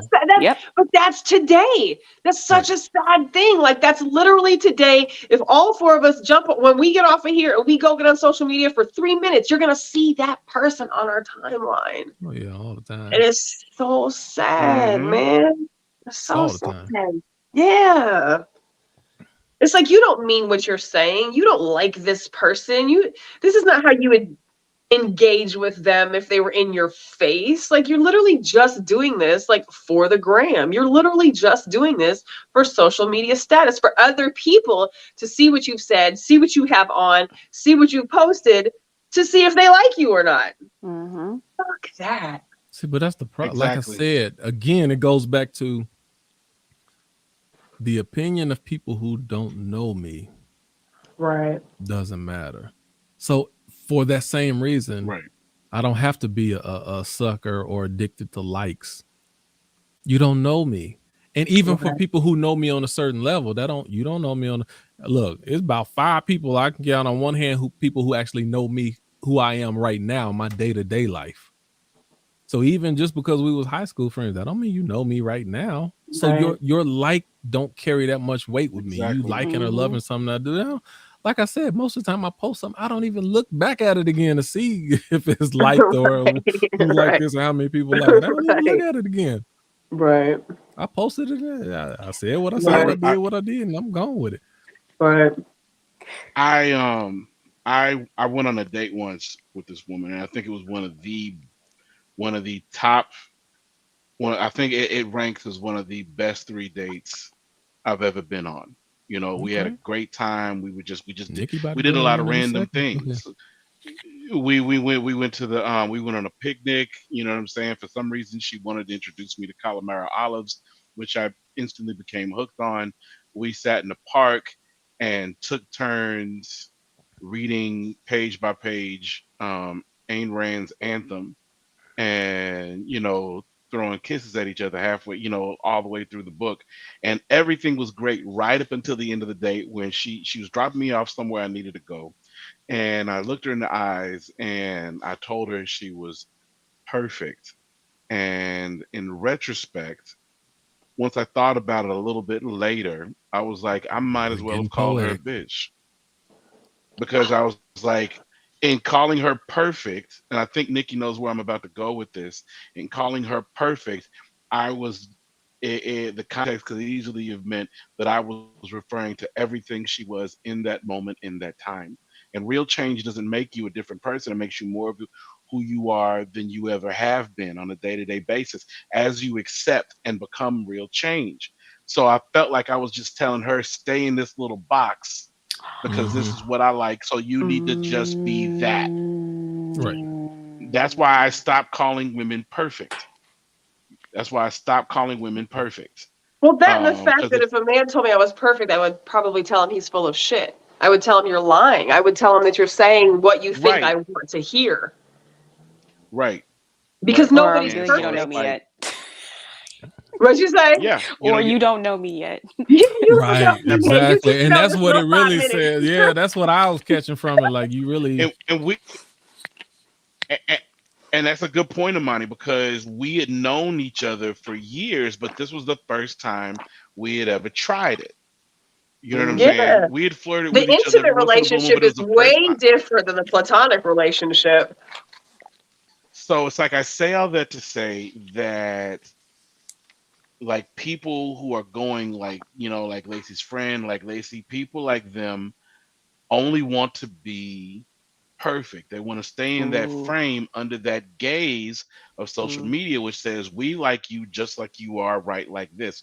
Don't be anything else. No Mhm. matter how much no matter how much you might feel the instinct to become different based on Don't your reflections evolve. on what happened yesterday, don't evolve. Don't Don't grow, don't grow. evolve, Be don't do this. anything. Stay That's right it. here. Or I'm going to fucking ding you.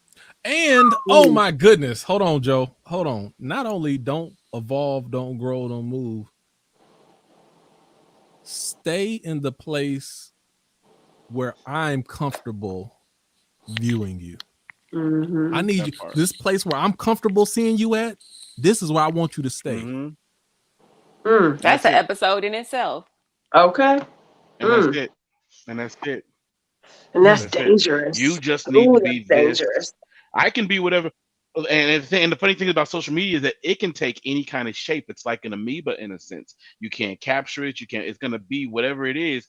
But if you're going to exist in this thing, you have to be exactly what you are. It's like a one-sided toxic relationship. Okay. Be what I need you to be. Exactly this, but fuck your needs.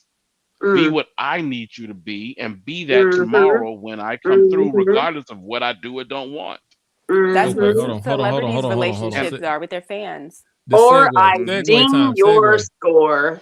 Let me use the segue right here, because this is the last thing I want, especially to everybody, but especially get to Nikki. Like, oh, I'm just disconnected. I ain't gonna be a part of the system. I ain't gonna be a part of it. Let me ask a couple questions. How much would you be willing to play ball? And this is the question. How much would you be willing to play ball if it affected, let's say, and I kind of alluded to this, I think last show we had, your car. Not only the type of car you drive, but your ability to even get a car. Would you be willing to play ball if your normal personality gave you a 3.4, would you be willing to fight for that 3.7 in order for the ability to get a license? See, we don't know how deep this could actually go. You can't even get a license. I know Denise in New York, so it don't apply as much to. But you can't even get a license in Texas. It make a big difference. Can't get on the train. Right, exactly. Look, I didn't have a legal driver's license for over 15 years. That don't stop you from driving a car. Oh no. Well, and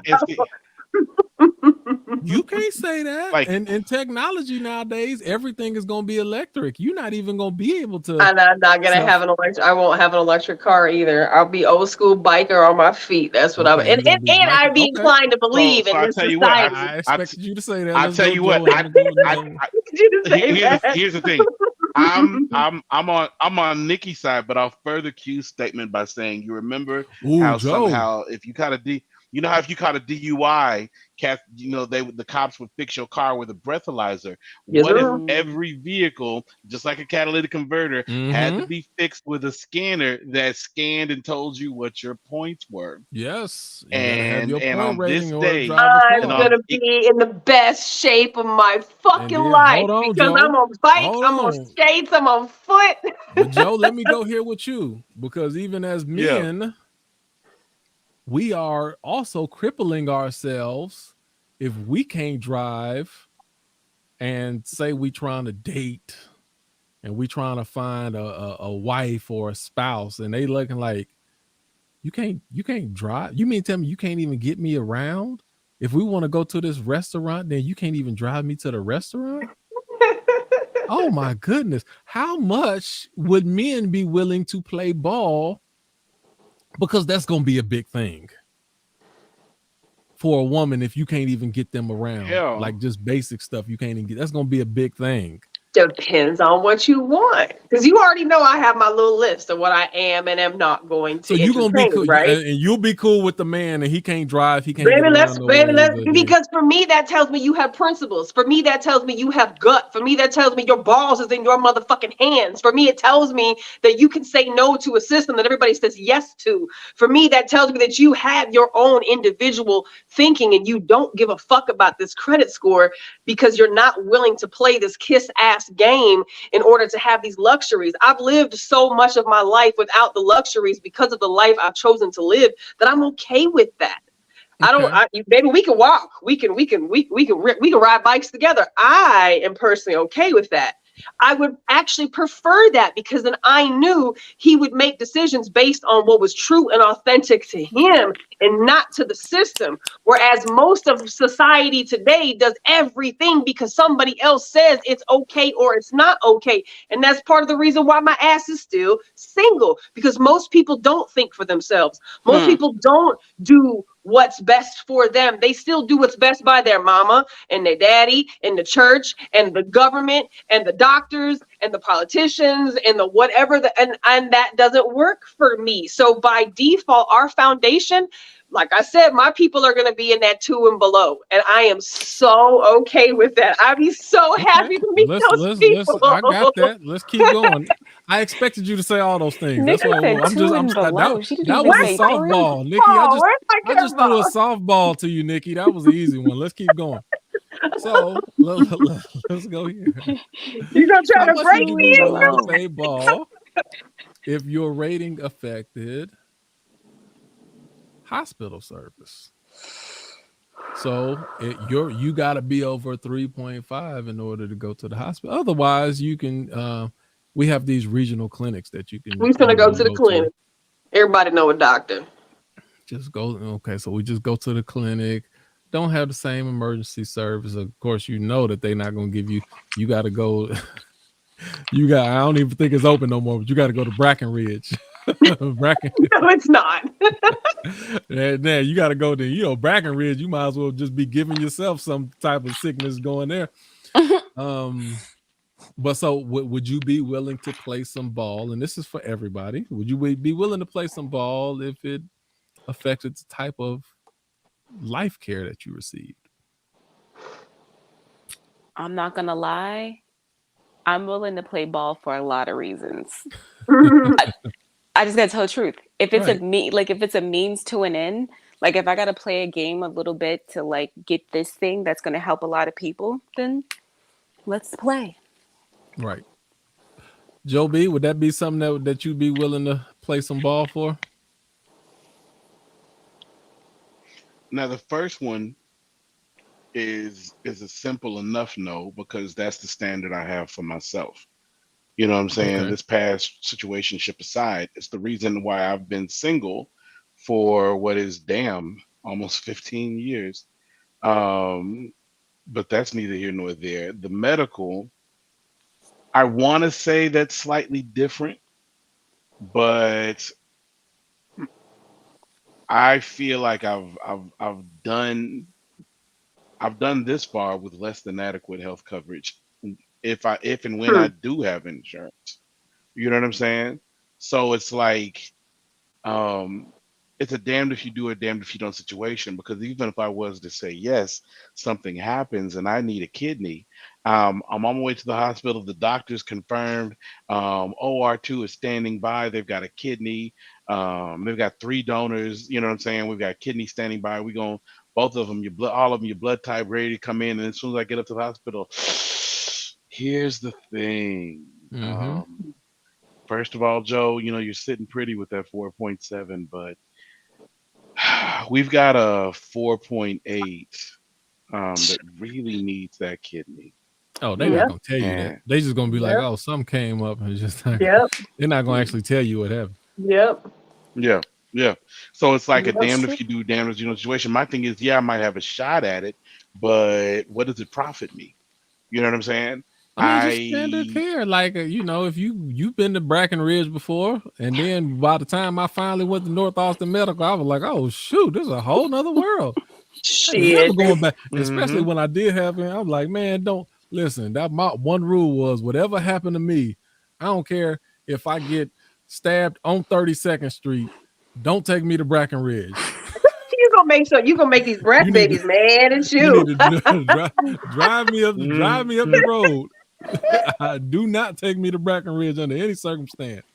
Keep going. Okay, hold on. Let me Keep go going. here. Okay, Keep so going. another one. Would you be willing to play ball if your rating affected? And I think I might have everybody's answer right now, because Nikki ain't been there for nothing. Denise said I'm a been for a lot of stuff. And what about all interstate commercial travel? Airlines, Greyhound, Amtrak. In order for you to use these systems, you got to have at least this rating. How are you doing today? That's a little tougher because my kids. Yeah, that's a little tougher because my kids don't stay in the same city. Yeah. You know what I'm saying? If I had to, but that being said, if you're gonna do wrong, do it right. I wouldn't. If it was for my babies, I wouldn't be above putting a gun to somebody's head. Nigga, you gonna scan yourself to this car? You gonna take me to Houston right now? You know what I'm saying? I would. Oh, It would be that they're gonna serious. put you on emergency. They're gonna at the drop same- your points. but at the same time, it's like if my kids just wanted to see me. You know what I'm saying? If I just Right. wanted to be around my babies, there's that question. That's that right there. That's how you got me. That's the main thing. If it's my kids, never mind the guilt that I deal with for not being there for them as much as they deserved from me. All those things would fire me up, period, point blank anyway. You know, otherwise I'm hard headed on molecular level. You know what I'm saying? Tell me I can't, and that's the fast way to get me to. But Right. as far as that's concerned, that's my Achilles, is my babies. You put me in that position, and it's hard. I'd be hard to compromise myself for the sake of. It would aggravate. It would twist myself every fucking day that I was doing it, but Right. that would be. And then you start to only question, way like, I would dang, Joe, possibly just you had a compromise. 3-point. You had 3.4. Just, and that's why I said you don't suck up all the way. But if you got to be at least a 3.5 to use commercial service, you had a 3.4. Just suck up a little bit. Just suck it. Just we could be fraud sometime. We could But just. I gotta be mobile. You tell I couldn't leave a place as much as I moved around in my life. I can't leave.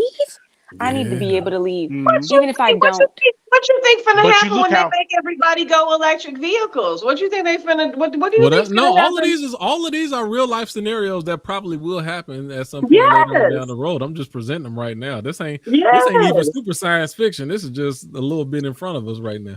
I got to be mobile. So even okay, hold on. So go back now. Wait, now I'm coming no, down your definitely. alley, Nikki. I'm coming down your alley. Okay, my turn. Would you? And I'm interested what Denise gonna say too. But this why I'm coming down your alley. Would you be willing to play ball if your rating affected your ability, your social media privileges? Nah. Now say you had a 3.5. You had 3.5 or whatever you thought you'd be at. You think you'd be at a whatever. Say you had 3.5.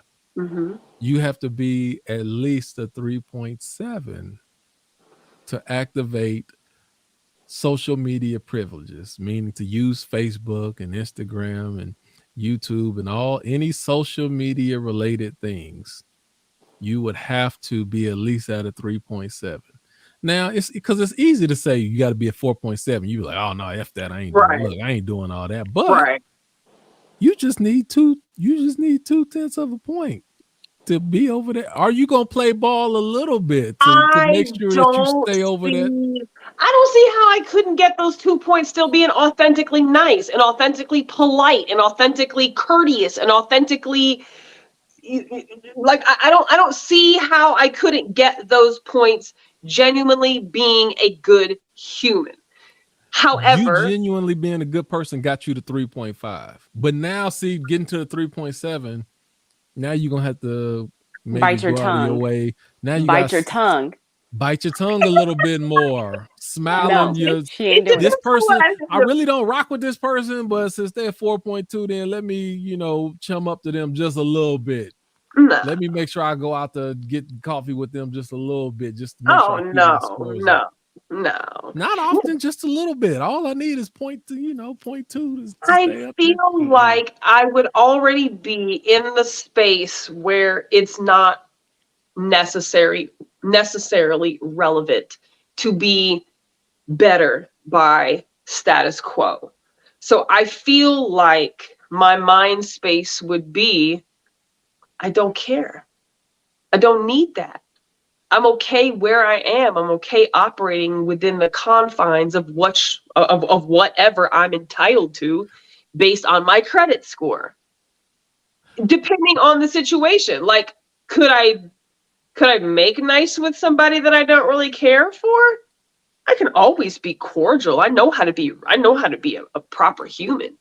But to be fake and to be false and to act like I like you if I don't, or to be chummy to you when I'm really not, like, I would rather have less and still be me.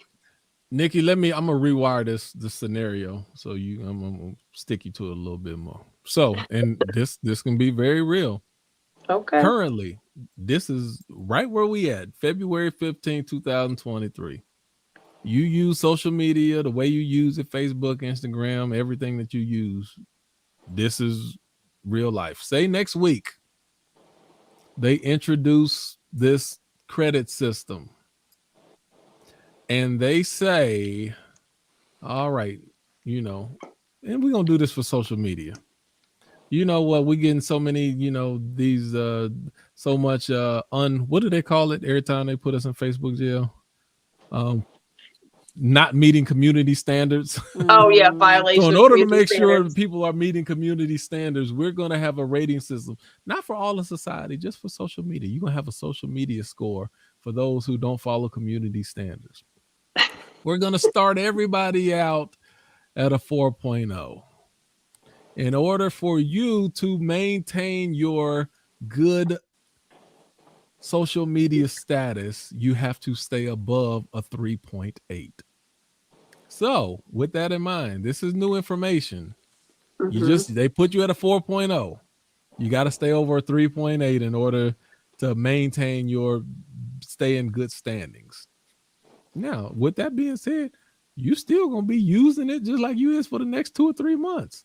Now, if your stuff start dipping to 3.9, 3.92, 3.87, 3.82, are you going to start modifying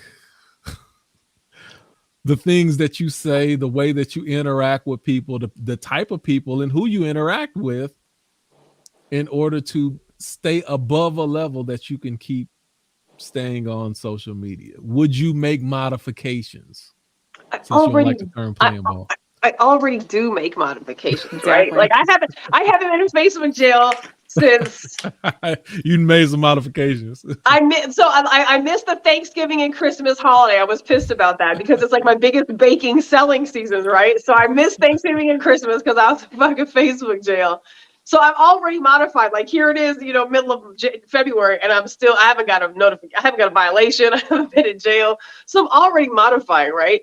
But I also feel like because of the world in which that is the social credit system, I think that more of me at that time would probably care even less about being able to utilize social media because of the fakeness in which social media is. And honestly, if it was in you, Nikki, I'm disappointed. And the reason I'm slightly this was an answer that I contemplated, but I would more expect you to say. Okay. But I contemplated. The moment they put that standard to that degree, I'm not gonna wait to get under 3.8. I'm gonna exit left myself.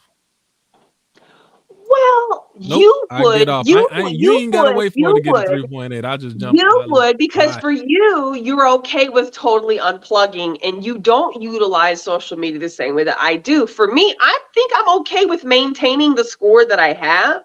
But if it gets down to you can't do this, that, and third, or you're going to no longer be on social media, then fine, take that shit away.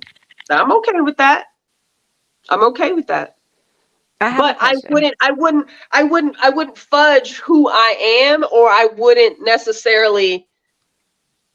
So like I still say the things that I say, I just say them differently. I still post the things that I post, I just post differently. I still Right. engage, I Right. just have to engage differently. Like, have I had to shut my mouth? Absolutely. Have I had to, curtail the things that I would normally say? Absolutely. Is it a bad thing? Not necessarily, but I would not have a problem with them taking it away from me if I had to be false to be able to stay on it. I'd be okay with that. Question, Denise.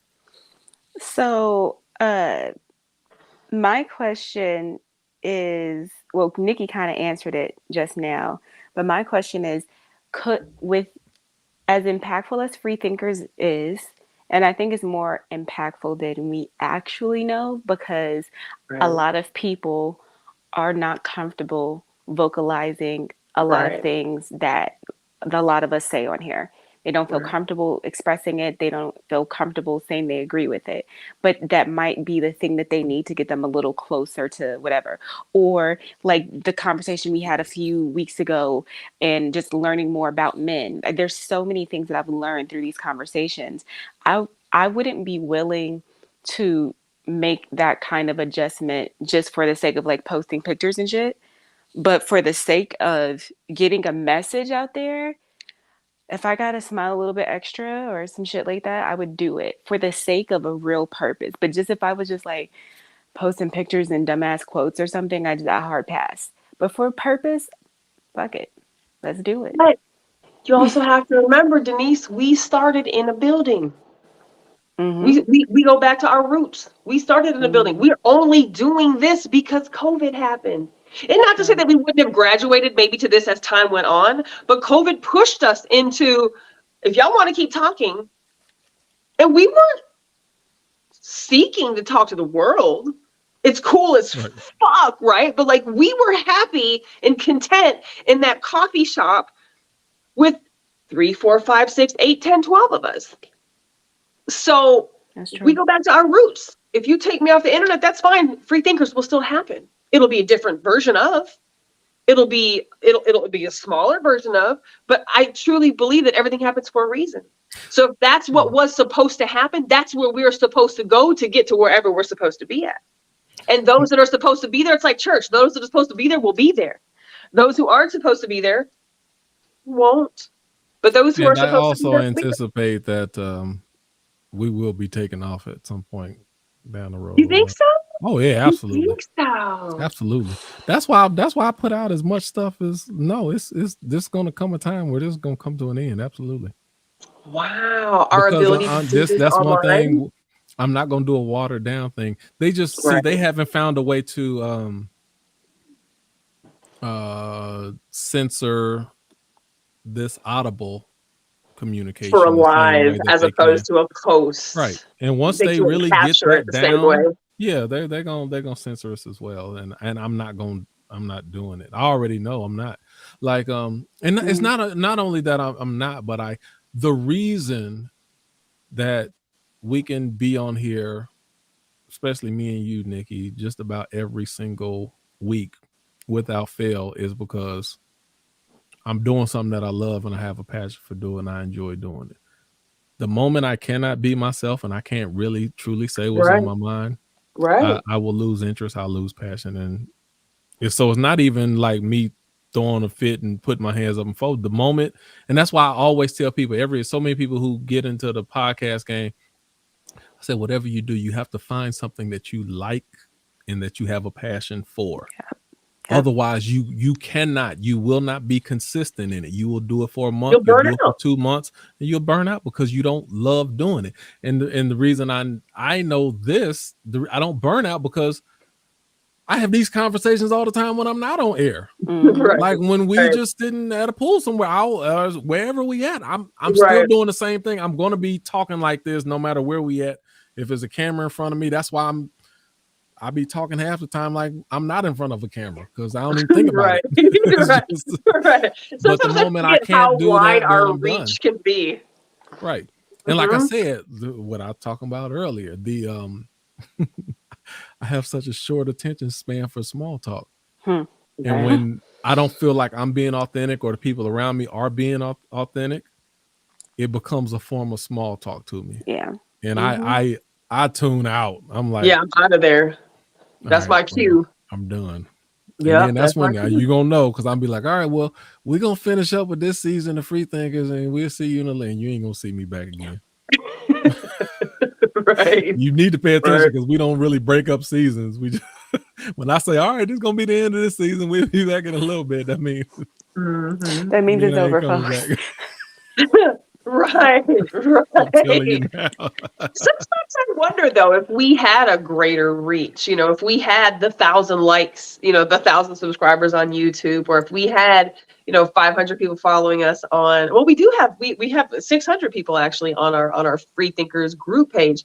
But if we had a greater presence, if we had far more traction happening and traffic happening, sometimes I wonder if they would mess with our stream and get into the whole, well, y'all have to pay to play type of shit. You know what I'm saying? Like, I wonder about that sometimes, and maybe it's just taking advantage of the free option in which Facebook is. I don't know, but like, I would do everything in my power to protect the ability for free thinkers to be able to go on, because I know the power in which it is. I know what it's done for my life. But I would be okay with us going back grassroots. I would be okay with us going back the way that we started until we figured out what the next best thing would be. Because that's one thing I know is there's always a fucking alternative.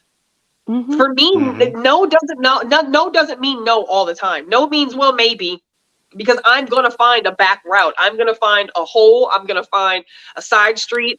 Like, I'm going to find, not because I want to get my way per se, but you can't do right, wrong, and think that you can keep that down. You just can't. Right. It doesn't you can't keep that down forever. It's going to emerge some form or fashion. And I think that free thinkers would be that as well. Whether we created our own platform, whether we had some underground platform, whether we had mics and a satellite and some CD walkie-talkies, and I don't know, but like, we would find a way to reach the people that the universe said we needed to reach. Beauty. I mean, I guess for me, that's the beauty. I only need, at best, one other person. As long as it's two people having a real conversation, I'm good with it. So it's never a time of like, where I look at it like, oh man, we only had this many views this time. I don't even pay attention to that. Yeah. I look at it for the purpose of, the algorithms, they shadow banning us. But outside of that, I'm like, well, what else to do? But it's not for the purpose of, I never equate a show, oh, this was a good show or this was a bad show based on how many views that or how many comments. I always base how the show was on the conversation. Number one, well, me personally, I look at, just from a person, I look at how good the conversation was. That's how I judge it. And as a moderator, I look at, did we thoroughly examine the topic, whatever that topic was? If we talking about the color blue, did we talk about everything you could talk about when it comes to the color blue? All the when, what, where, why, who, how, why does all that? I want to thoroughly examine the topic. And number two, everyone that's in the conversation, did we get everyone involved to the level that they wanted? Those are the only two things that as a moderator, those are the only two things I pay attention to. I feel like what y'all were mentioning earlier with the algorithms and stuff like that, that's already starting to happen. Like as soon as there's already influencers on TikTok talking about how they're shifting the algorithm for people who are getting bigger and bigger and bigger, because as soon as word got out that you could get monetized, everybody jumped on that train and everybody started tricking extra hard for likes, and the pressure's on as soon as you get more than 20,000 followers. and you somebody. Like I feel sorry for these cats that got 1 million or whatever, because it convinces you that, okay, based on how much I might be getting paid for getting monetized, or whatever, I can live off this. Social media will Mm-hmm. convince you you can become enough of a celebrity to live And off of what it. if you are living off of it? Like you're literally paying your house Hmm note and your cars, and you You're putting your kids through feeding the school through that. machine. But And my point is, when you get to that level, how easy hmm is it to just disconnect and say, Hmm nah, I ain't doing. No, your whole lifestyle is You connected to that. can't. You mm-mm. can't. They And I know a can't. lot of it. again, That's what they talked about. You know that girl, is it Tasha K? Is that her name? Yeah. The one that Cardi sued? Yes. Yeah. And she was doing that stuff for like that became her source of her lifestyle. She had she was her Mm. house note, her car, all that stuff was getting paid by her views. And once she saw, every time I talk about carding, Cardi B, I get these ratings, hmm and it bring these ratings, these views give me this amount of money. And she knew that it was false and the stuff she was saying about her was untrue, but she like, yeah, I'm getting these ratings, so I'm gonna keep on doing it because this is Mm-hmm. that's paying it. my lifestyle. That's it. Mm-hmm. That's what people want to see. Like I remember when I started seeing cats on YouTube doing stuff like that. I remember there was one. This was like more than a decade ago, back when YouTube was really starting to catch fire. This one black dude he put a pot on his head, a pot on his head, took a spoon and started banging on the pot while it was on his head and yelling. That's what he was trying to. That's what he was trying to do to get likes. And I'm like, Yep. what? The only thing worse than you not getting attention for that is you getting all the attention for that. Because now you got to do something better Yep. next. What you gonna do next week? You know what I'm saying? And What you gonna attention use is the a hell next? of a Jackass. drug. That's the Mm-hmm. Jackass What movie. The you people who you, did that. you They just had to keep doing mm-hmm. more and more crazy stuff. Crazy stuff. What you gonna do Mm-hmm. next time? You gonna put your hand in Mm-hmm. the blender next time? Because that's what we Mm-hmm. want to see. And because there's so many degrees of separation when it comes to social media, I'm looking at you on this website, man. Yeah, okay, that little pot was cool last week, but I see a blender behind you, and you acting like and you acting like you don't want these likes, you don't want these views, you acting like you don't want that silver YouTube button. You know Yep. what I'm saying? 'Cause what you gonna do for me, baby? What you gonna do for Yep. me? You know what I'm saying? What you gonna do this time? You gotta have your line of reality. That's in everything. You gotta have Yeah. your Yep. line of reality. But that's hmm just it. That's I what I think live by. because of social media, Q, so many people that the line is very muddy. You know, hmm it goes from posting just a cute little picture because you're looking good and you feeling good and you got your new outfit, your hair, like you feeling it, like you feeling you today. To I didn't get enough likes, so I'm gonna pull my shirt down a little bit and I'm gonna show some cleavage and I'm gonna lift my skirt up a little bit and I'm gonna show some leg. And before you know it, you get your whole ass out. And that's fine if that's what you want to do. But if that's not who you are, you're hmm selling you're pimping yourself out for some fucking Yes, likes, and you don't everybody even get does. paid for this and we've shit. and Everybody we've seen and does. we've seen that we see that We all the see time. it every day. We see it. We all have that woman or man on the timeline who they are literally only selling themselves out to be able to get Mhm. approval from other people, and it's really sad because you're like, this ain't paying no bills. But you've lost the value of real relationships. Absolutely. hmm People who have and experience real relationships on a regular basis, you know the difference. Right. So I hmm could see something on Right. social media, but Right. like, yo, that it still ain't the same as me going over my homeboy house and us sitting there smoking a cigar Right. together. Right. Ain't the Yeah, same thing. it was it was Right. one woman, and I think she unfriended me because I was one of the people that didn't like on every damn thing that she posted. Every time I got on my timeline, I'd see her wearing less than 5% of something, with that thing tooted up and out. And there was then one day she said it's about nine something. She was like, damn, y'all ain't like my last picture. Okay, I guess if this post gets 1,000 likes, I might have something for y'all at midnight. And I'm like, you know what? I'm not Mm. judging. I am not judging sex workers. I am Right, not right, judging right, right. No doubt, exhibitionists. no doubt, no Whatever doubt. your however you make your money, baby, whatever your kink is, do you. But my thing is, what my problem is this woman.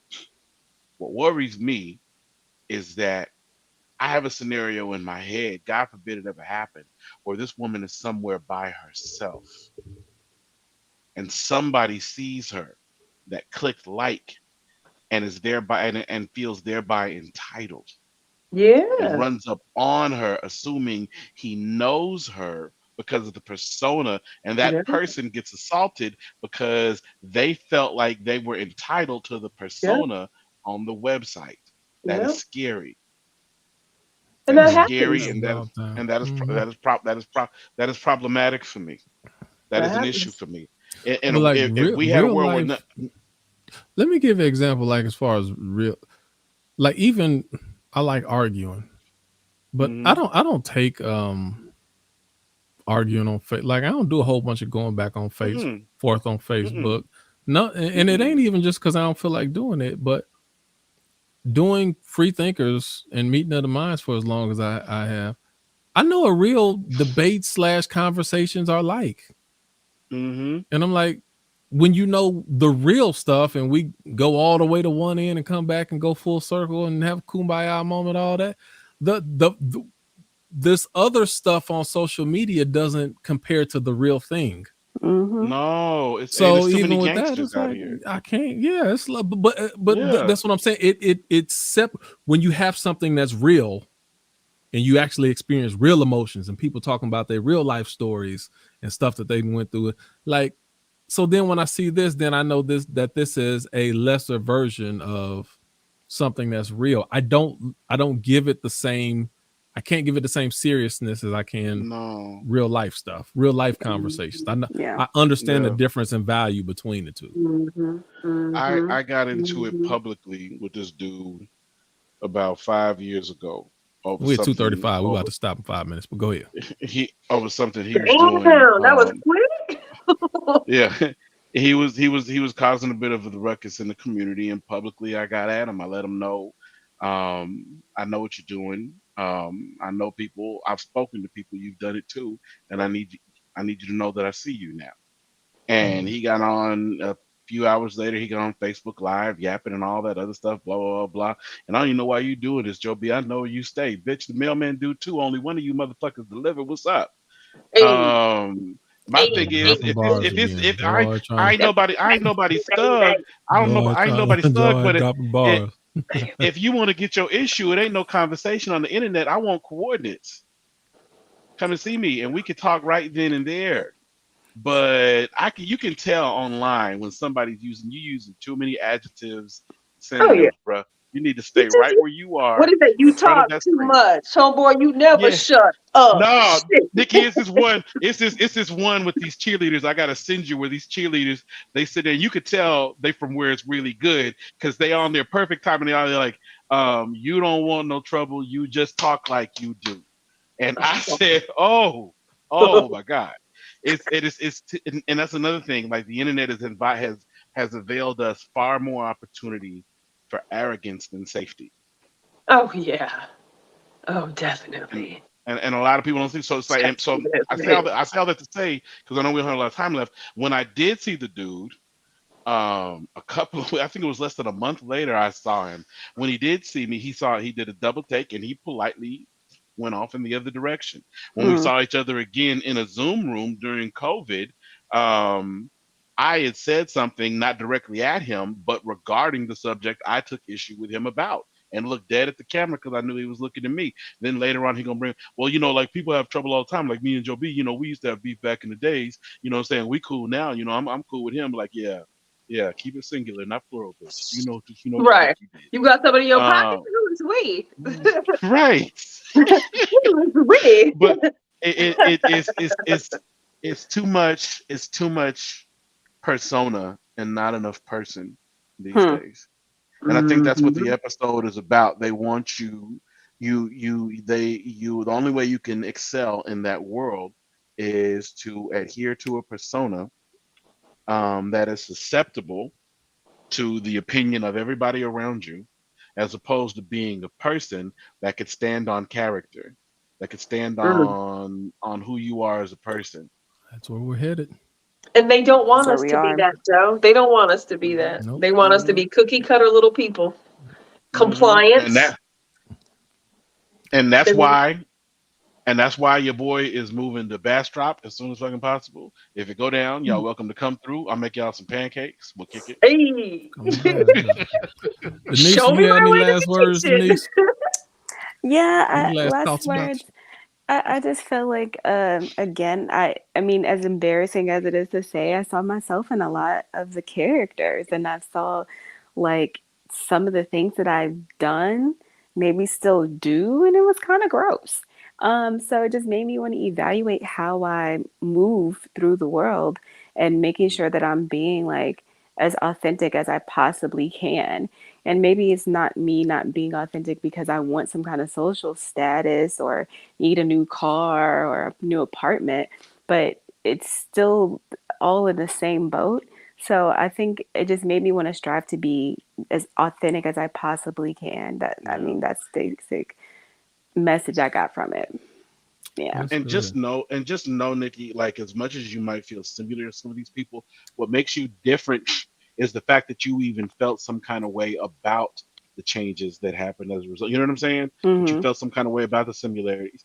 And while you on your mission, while you out there getting where you need to be, just know that there are at least 3 people in this world that will never not see you. So when you feel compromised and you feel like it's messed you up or whatever, don't worry. You got at least three. You got at least three, not so much anchors, but you got at least 3 bookmarks.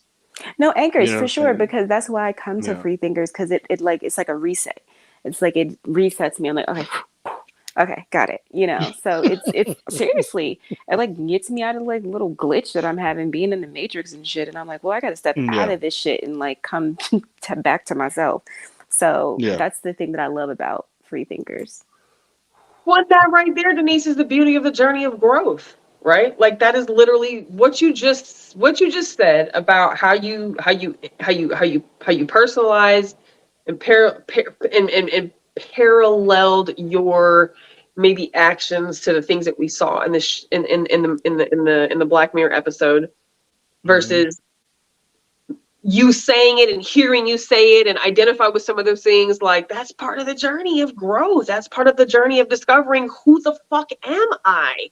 And I say this Mm-hmm. all the time. A lot of the times we don't know who we are until we're like 40 years old and we've done a bunch of Mhm. damage and we've burned a bunch of bridges and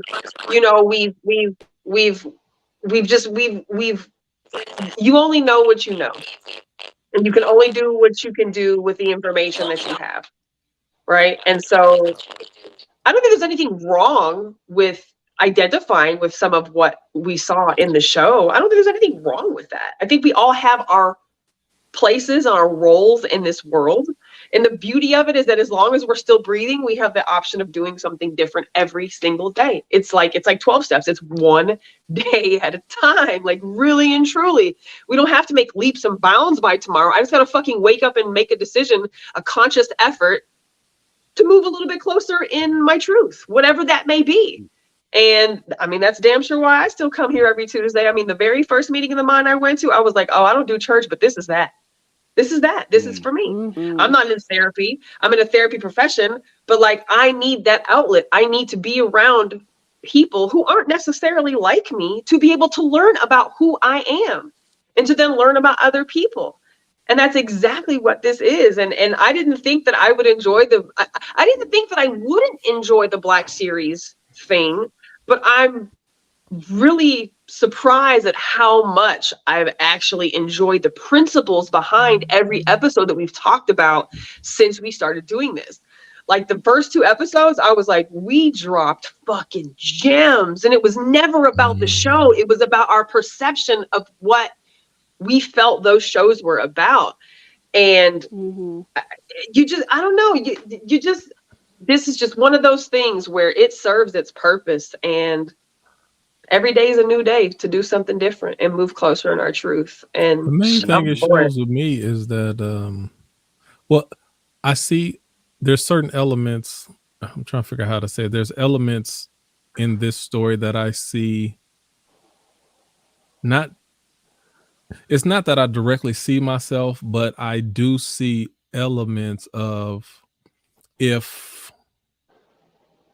what I can be when I don't keep balance properly. True. Because I think everyone, True. as I'm not, I'm oblivious to it. No, it's not. There's Right. been times where I did get too immersed in this, or I did take certain things too far, too serious, or I got to the point to where, especially I think during the whole Colin Kaepernick era or whatever, I was just, oh man, I seen it. And then when Alden Sterling and I was triggered, man. And it's just one of those things to where if you don't keep balance, then some of the things that you saw Lacey, is that her name? Lacey going through that can, it's in certain elements that can become you if you don't maintain proper balance. And that's in everything that I do in life. I look at that, and that's why I always say I'm the grayest person that you'll ever meet, because I don't want to be white or black on one side or the other. It's always great because there's always duality in everything. And that's why I want to make sure that I view it. And one of the statements that I say all the time when people ask, is the glass half full or is the glass half empty? It's both. It's always both. Right. Always both. Always both. If you look at it one side or the other, then you're not seeing it fully for what it is. It's always both. So just that. And then my other last observation is how much more impactful this was from now versus 6 years. Like this episode aged well, and I'm like it hit differently watching it now versus when I first watched it. And I'm like, golly. And Denise agreed with you. It makes me wonder, like, if when I watch this another 7 years from now, I was thinking that. How far along is this gonna be? Like, I was thinking that. It's a little frightening, but I mean, I'm cool when I see the punches coming in. I can deal with it already. Yep. We're a lot closer than we were when the episode came out. Hell yeah. A lot closer. What do they call it? A little predictive programming happening there, Black Mirror writers. That's why they won't write. What's so crazy is that's the main reason why they won't do more episodes, is because even when the pandemic happened, they were like, there is no way we could top what's going on right now. We wouldn't even. Are they done shooting? Is Black Mirror over? They ain't had one day. I think the last episode they did has been like 2 years, at least 2 years ago. It has been, and it's not so much that the tank is empty. It's just like they're scared. They're scared to go even further because art imitates life. I can see that. Because there are levels. So what we've seen in there, everything. Even this is more than just a vivid imagination. This is people. This is somebody got some inside information somewhere. Predictive programming. For anybody who doesn't know what predictive programming is, look that up. That's exactly what's happening. And it's so interesting that you say that, because again, I didn't watch this 6 years ago. So hearing you say that and hearing Denise say, like, whoa, watching it then versus watching it again like a second or third time, like 6 years later. That's interesting that y'all have that perspective. I just didn't know it was that fucking old. It literally feels like right now. What's even crazy, like some of the stuff, the way it is, like, since we're further along in the process, it's not the surprising thing is not that it's more surprising, but that it's more normal. Like certain things that I've seen, I'm like, oh yeah, because that's what they like. Oh yeah, that's basically what we're doing now. So it's a problem that I don't even look at this and see it as much as a problem as I did for the first time I watched it. That's the thing. It shows the programming that's already taking place in my mind.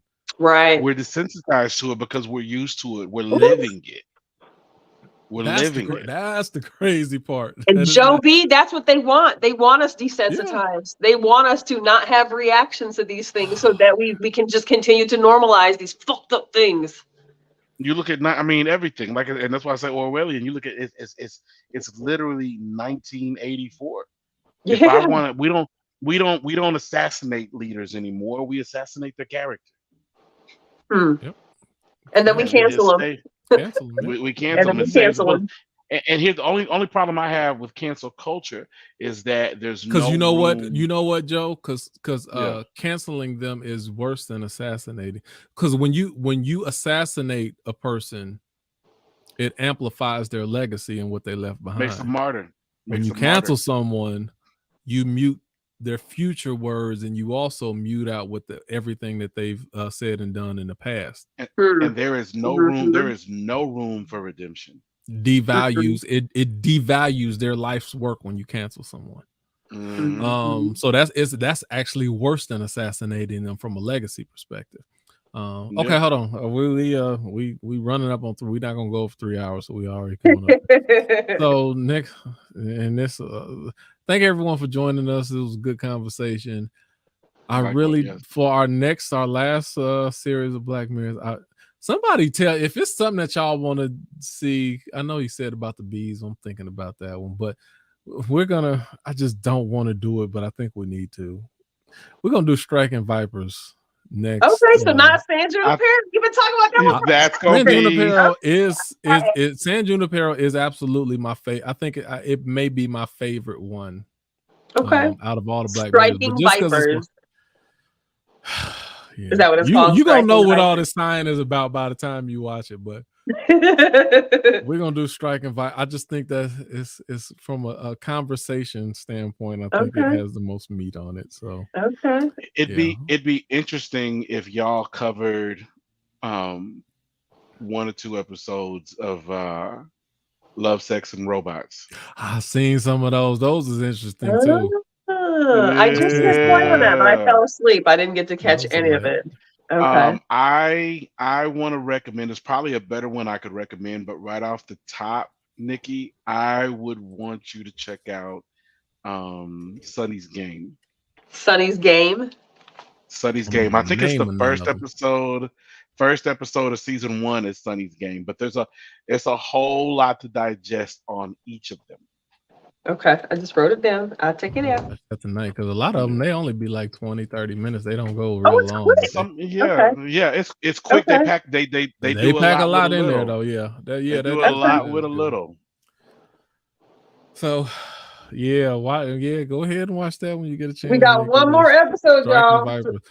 But this has been good though. This has been some good stuff. It has. I have thoroughly enjoyed these conversations. I listen to the show every time after we're done, and this last 3 episodes has just been like, it's been not that anything is any less refreshing, but it's been super refreshing because we don't really have a topic. Right. So it's very whatever. But it's so apropos, like it's so solid. I love it. Nikki, I'm loving this. This is what I need you to do, Nikki. I'm still trying to find a way to wiggle out of this. So by the end of this week, he's trying to get out of doing Fighting Vipers. I really do. So by the end of this week, Nikki, I'm put this in your hands. Okay. So I need you to watch 2 of them. Okay. Watch Striking Vipers. Okay. And watch San Junipero. Okay. And then tell me which one you want to do the show on. Okay. All right. I got homework. So yeah, maybe I can get out of that one because I don't even want to watch it again if I ain't got to. Is it even possible to squeeze 2 into 1? No, these two because they totally different. Okay. These two you can't come close. No, you really no way. Okay. Pressure. All right. I got homework. Yeah. All right. That was. I watched it one time and I never watched it again. I couldn't watch it more than once, and I dang it. It's just. It's a mind. It's a mind F. It's a mind F. Oh, I'm looking forward to this. Okay. That's why I said for conversation, there's a lot of dynamics to it. So I'm just, but anyway, okay. So guys, thank all y'all for tuning in to us. Until next week, make sure you like us on the YouTube page if you haven't already. Share. Comment on it. Let us know what you're thinking, and we'll see you next week. In the meantime, make sure that you're commenting on the Facebook page and keep the conversation going. All right, y'all have a good night. Good night, y'all. See you next Tuesday.